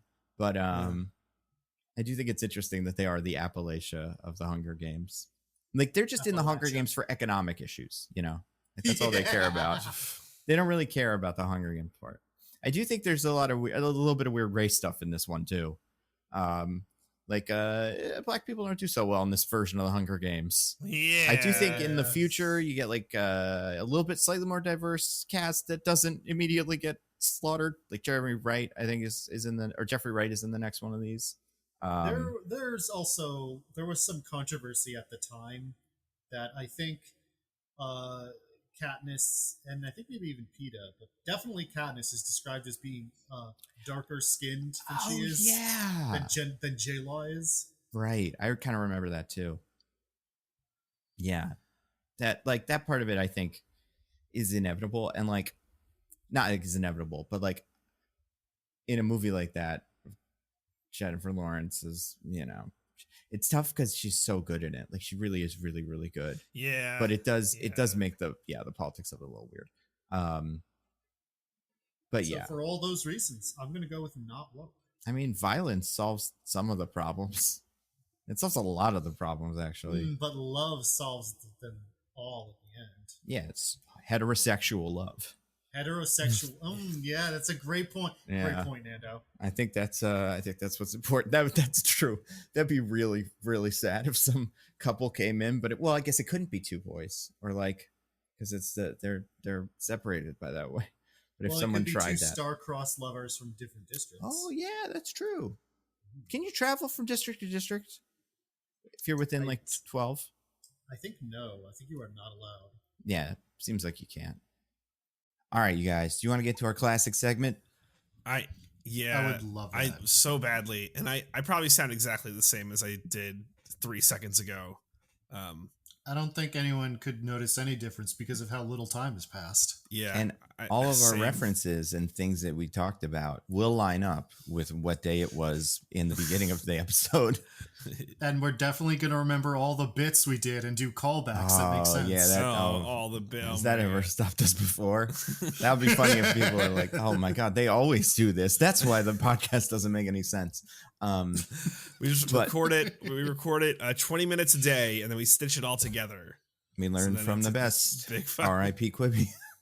Oh, it's a backwards Quibi, Bickweed or something. But yeah, let's recommend some things to find people. DJ, do you have anything to recommend? Oh my sweet Jesus! Hopefully. No wait, this probably. Nando, did you already rec the latest season of Taskmaster? I haven't watched the latest season. Sick. We're going through them originally. Like we're in season 5 now, so we're working through them chronologically. He did rec Taskmaster generally, but not the latest season specifically. Right. Yeah. So this is great. So if you're like me and you're like, well, I want to watch the latest and greatest Taskmaster. I want to be on the cutting edge of the what's going on right now. I don't want the old and busted Taskmaster. Yeah. I want the new hotness. Yeah, damn right. The current season or series, they call them series in the UK. They do. Yeah. That's a British thing. Those monsters. But then what do they call a series? Like, do they have a name for that? Like what we have? Because we have the season finale versus series finale. And that's how you know if the show is canceled sometimes is Twitter accidentally calls it the other thing. But like, speaking like with Ahsoka, I think they did that. One of the things called it the series finale, and then that tweet was taken down, which made people think that's another season coming. But yeah. So the latest series of Taskmaster is like on YouTube right now, series 16. It's very good. I think there are 2 episodes out currently, maybe 3 by the time this podcast goes up. But you can just like go on YouTube to the Taskmaster YouTube page, go down, find their playlist. They have a series 16 playlist. It's the current one, and you can just watch the current Taskmaster. And like, maybe it's just like a me thing. It's like less pressure because now I'm like, oh, like what do I watch? What's the good one? I'm just watching this series, whatever it is. Maybe it's good, maybe it's bad, whatever. But I'm watching this one, so I like it. I think it's good. So I don't know any of the people except one of the women is one of the old Bake Off ladies. That's like, is it Mel again, or is it a different one? No, Sue Perkins. Oh, okay, because Mel's on I think series 4, and she's so funny. She was one of my favorite contestants I've ever had. Yeah, she's with, I think her and Noel are on the same series. Oh, okay, because this one was before Mel came before them, before Noel dropped in. But she's in Noel's season, which is so funny. Mm-hmm. Yeah. The rest of these guys, I'm looking at the list now. It looks like they're mostly just like stand-ups. I don't recognize too many of them. Sue Perkins. Yeah, she was, but I think it was before it moved from like BBC to ITV4, whatever the weird British television stuff, however that works, whatever. But yeah, it's great. There's some great tasks in the first episode. I think that you should watch that. And then the other thing I watched, did you guys watch the latest Dan Olsen video? This is financial advice. I'm about halfway through it. I really like. I usually watch those when I'm cooking, so you know it takes a little while, but it's good. I may no longer have something to wreck now. Oh shit. Well, Wow. I'm gonna stop talking about it. Okay, so wait. This is perfect. Diggins, what do you have to recommend? Well, I don't know if you guys have heard about this. I know that DJ, you in particular, are an uncultured swine who would never watch something like this. But Dan Olson has a new video called "This Is Financial Advice." Nah, it sounds cool. That's a good title for something. Sometimes when I read a title, when it's like just small words, my brain automatically makes it into an anagram, and this one's about Tifa from Final Fantasy. Very fun, very fun. Oh, everyone's man, favorite girl. Only. Yeah, right. Wow. Listen. Listen, Tifa's great, obviously, but Aerith is Cloud's real girlfriend. Facts. So anyway, yeah, sorry. This is financial advice. Now that I've stirred up that hornet's nest. Yep. So this is financial advice is about, you guys remember how we joked about doing that Dumb Money movie that is about the GameStop thing? Oh my god, we did joke about so doing that. funny. And about how all the the movie is about how all the GameStop people are American heroes who are sticking it to the hedge fund people and Wall Street and everything, and they're the good guys. Yeah, it's crazy, and it's one of those true story movies like Big Short or like that, where you like learn about finance and how it really happened from the movie. Yeah, exactly. Yeah. Well, that's what I thought when I saw it. Well, I haven't seen the movie, to be clear. When I saw it, and it was like, good American heroes. I'm so glad that I learned about how they saved the world from hedge funds. And then I watched this video, and I was like, uh-oh. Because it turns out that's not quite what happened. What did happen? Well, it turns out that maybe a bunch of people were able to pull off an unusual case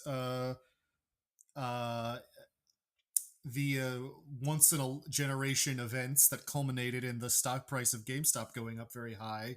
But A, most of those people lost a bunch of money. B, they're still doing it.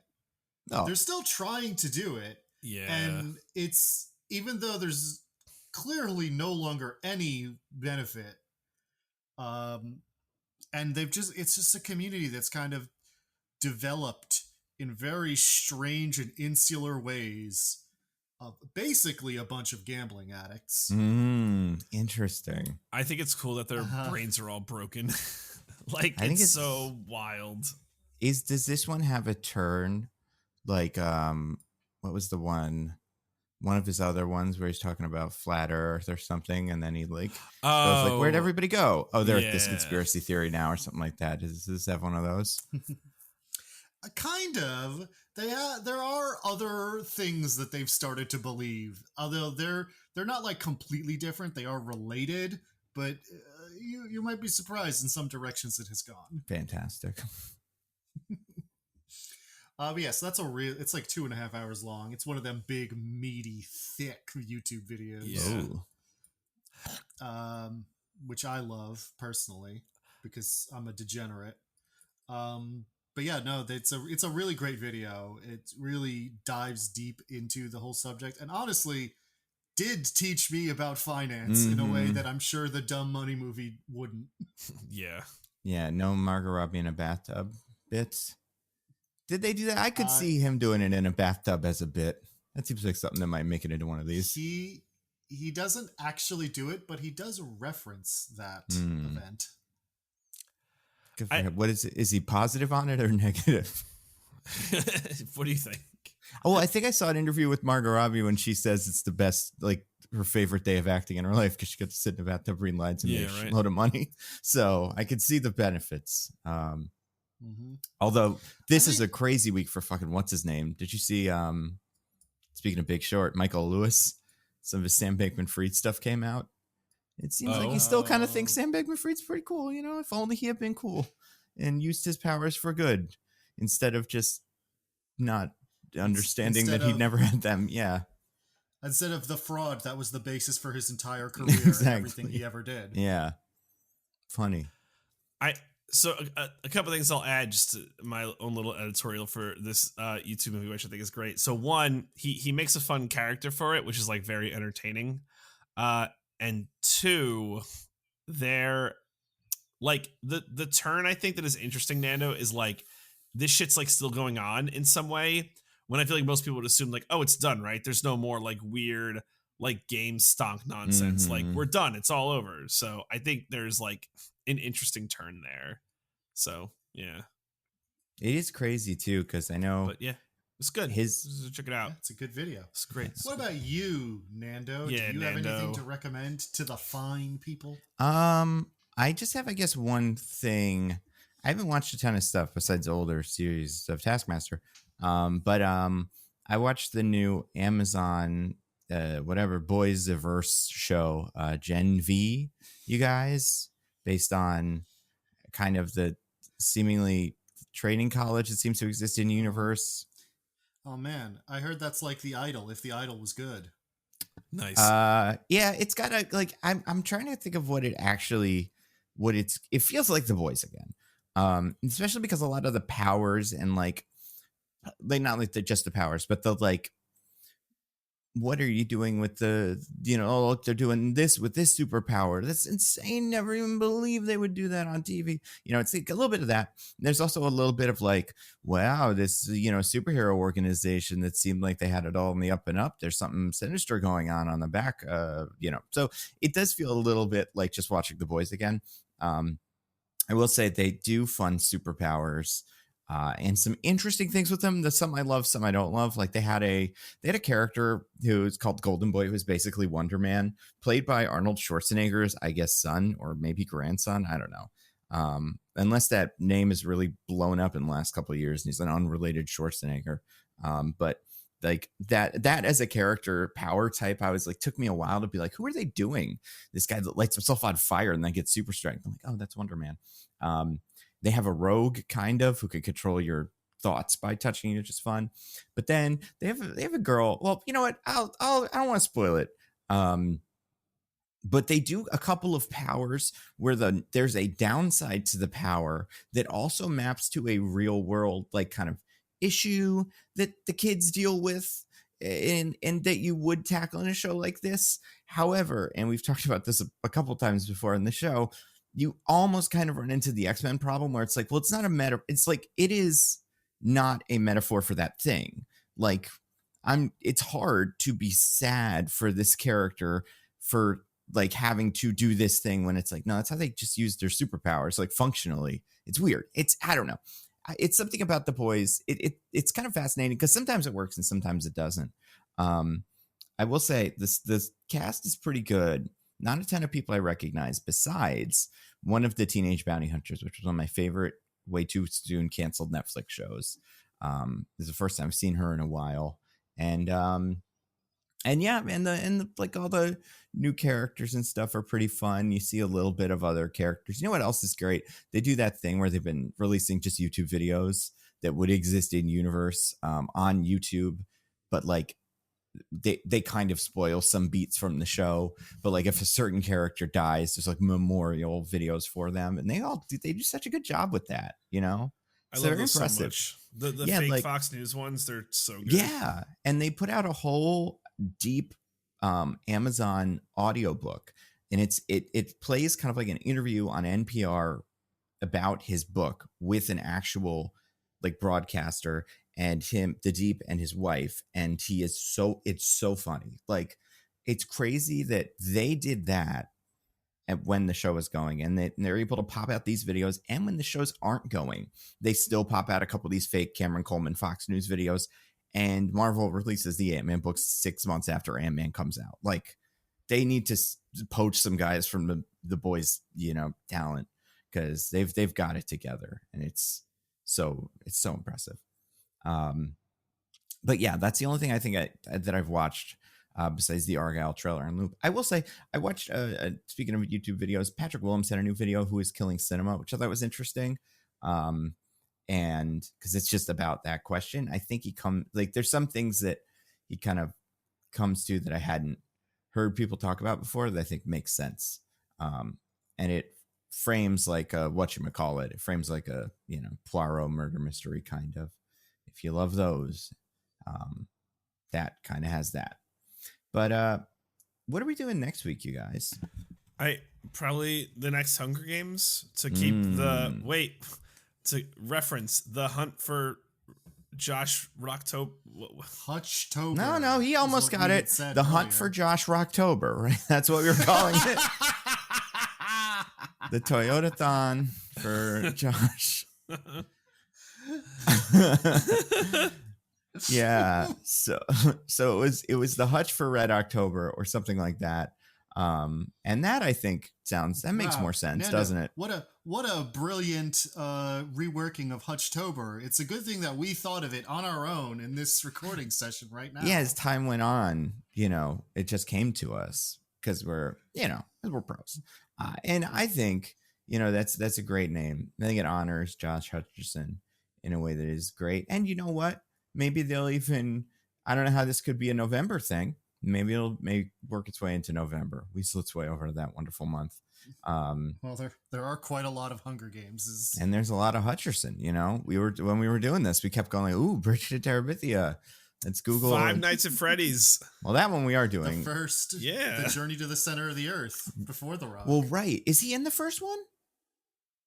Oh, that would be great. We totally should do that then. You brought that up earlier in this very podcast when we were talking about other Josh Hutcherson joints. Oh, I thought I was just bringing up the fact that we can connect this to October through the second one that they're both in. I didn't realize that he was in the first one as well.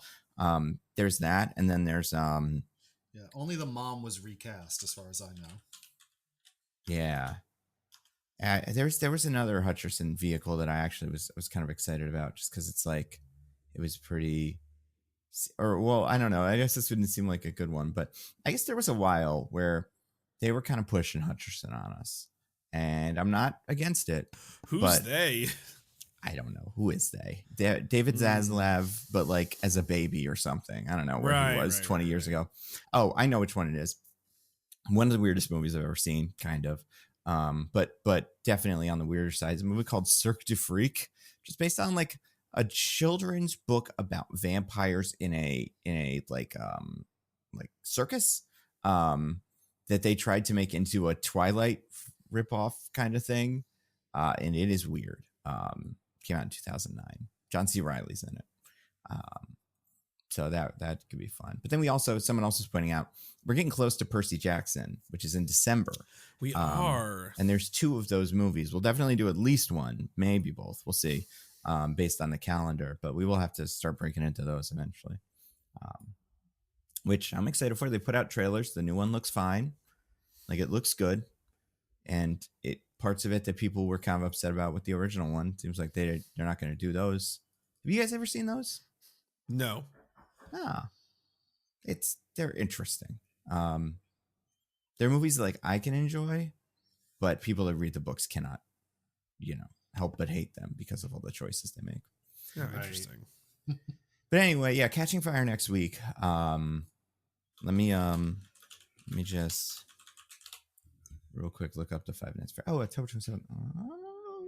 Actually, I'm looking at a calendar now. Okay, so today is the 5th or the 4th, depending on if we said that when we started this podcast.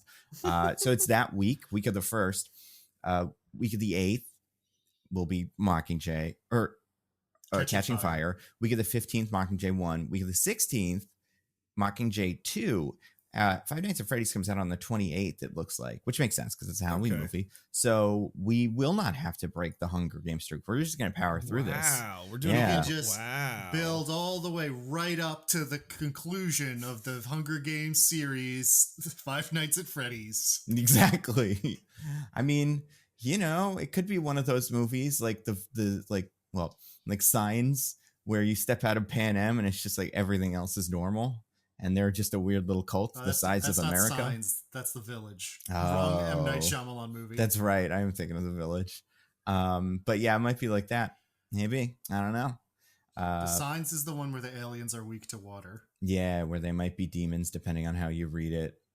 The movie was okay. It's another Mel Gibson joint, right? I think. Yeah. I know, but Joaquin Phoenix is pretty good in it, so I don't want to fully write it off, but I remember the Joaquin Phoenix parts from it when I'm thinking about it, and then I go like, there were other people in that, right? Oh, right, Mel Gibson. I think Michelle told me when she was a kid, she like saw that movie and got freaked out and like just put an insane number of cups of water like around her house. Smart. It's the only way you can guarantee that they won't get you, you know? I mean, yeah. Otherwise, that's it. Yeah. Interesting. Very interesting. So the little girl, and it was Abigail Breslin from Little Miss Sunshine. And then apparently Rory Culkin, another Culkin child, was in it. We love us our Culkins. Didn't even know there were more than two. Well, you guys, do you want to get to our other classic segment? Do you want to plug some things for the fine people? Right, that part. Yes. Check out Roses and Rejections on the Pop Break Network TV podcast. You know all those words. We love it. You love it. We love to see you. How's the Golden Bachelor going? I know that was kind of big this week. Like people. Real talk. I love it. I love it so much. It's an hour. It's perfect. Gary's a treasure. I'm just a huge fan. How many of them have agreed to pee on him so far? Oh my God. What's wrong with you? It's the Golden Bachelor. That's what it's about, right? Oh, damn it. Did they sneak in any young people? Or are they all, man, cowards? All I love it. It'd be so funny if Why would you want that to be a thing? Because it would be funny. Yeah, it would be so funny because I don't want these people to fall in love or anything. I don't care. But I would they're love. Not really going to fall in love. Almost nobody ever does on these shows. It feels more sincere with this one because they're all elderly people, like looking for that one last shot. You know what I mean? So there's a bit more sincerity to it, I feel like. Perhaps, yeah. I don't know. Although I hear older people in nursing homes are real freaks. So yeah, it's true. They could be even worse. Yeah. They could all go to Sex Island or whatever that one guy called it and got in trouble for calling it once. Oh my God. But yeah, that's good. I heard good things about Golden Bachelor. Yeah, it's really good. Diggins, what about you? You got anything to plug? Nope. What about you, Nando? I put out some videos last week, or maybe early this week. No, last week. End of last week. It was on YouTube, my Thor 5 pitch and my why I don't make one small change videos anymore. Those videos went live on YouTube. When that second one went live on YouTube, my next video went on to Nebula, which is my Secret Invasion rewrite as a treat for everybody who is nice and let me wait a while to make the why I don't make one small change and rewrite videos anymore. I'm making one more, and it's what if Secret Invasion, while kind of following what they seem to want to do in the show, which is kind of making a Nick Fury show where there aren't that many Avengers in it or anything. But like, what if it was different and maybe even great? But yeah, that is on Nebula now. It'll be on YouTube eventually. I'm pretty happy with it. I have to say, Nando, for your why I don't make one small change video anymore, but I have to say it was really brave of you to put out just a 3-second video of you saying don't feel like it. Yeah. Boring. And then just like 20 minutes of stock music, and that's just fine. So people don't know it's that short. Yeah. It was like people would do that, right? I feel like Donkey did that one year for like April Fool's Day. It was like, I'm playing League of Legends, and it was like 20-minute long video, and then it was like, no, I'm not, and then just or something. So that's pretty good. I will say one thing about the Secret Invasion thing. I do think one of the things about the show is that the president in that show was supposed to be Harrison Ford, but they just couldn't get him for Indiana Jones stuff. So they just like subbed in a new guy whose name was R and was white and had all of President Ross's like beliefs. But for the thumbnail, I was like, well, I don't want to put that guy in it. So I used clips from Expendables 3 because it has Harrison Ford dressed up as kind of a president guy. But I photoshopped a mustache on a Harrison Ford for if he does have a mustache when he plays President Ross. It's only in the thumbnail, but I think it's great. I bet that's it can't do better than that. But yeah, I would say everybody can watch that, and then the Dan Olson video, and then whatever one I say, and then Taskmaster on YouTube. We'll make a playlist of the 15 YouTube videos we've recommended to you guys this week. But yeah, next week, Hunger Games are catching fire. Until then, I've been at Nando V Movies on Twitter. I'm at Zippy by Day. I'm at This Is an Odd Name. Goodbye, everybody. Goodbye. Woohoo!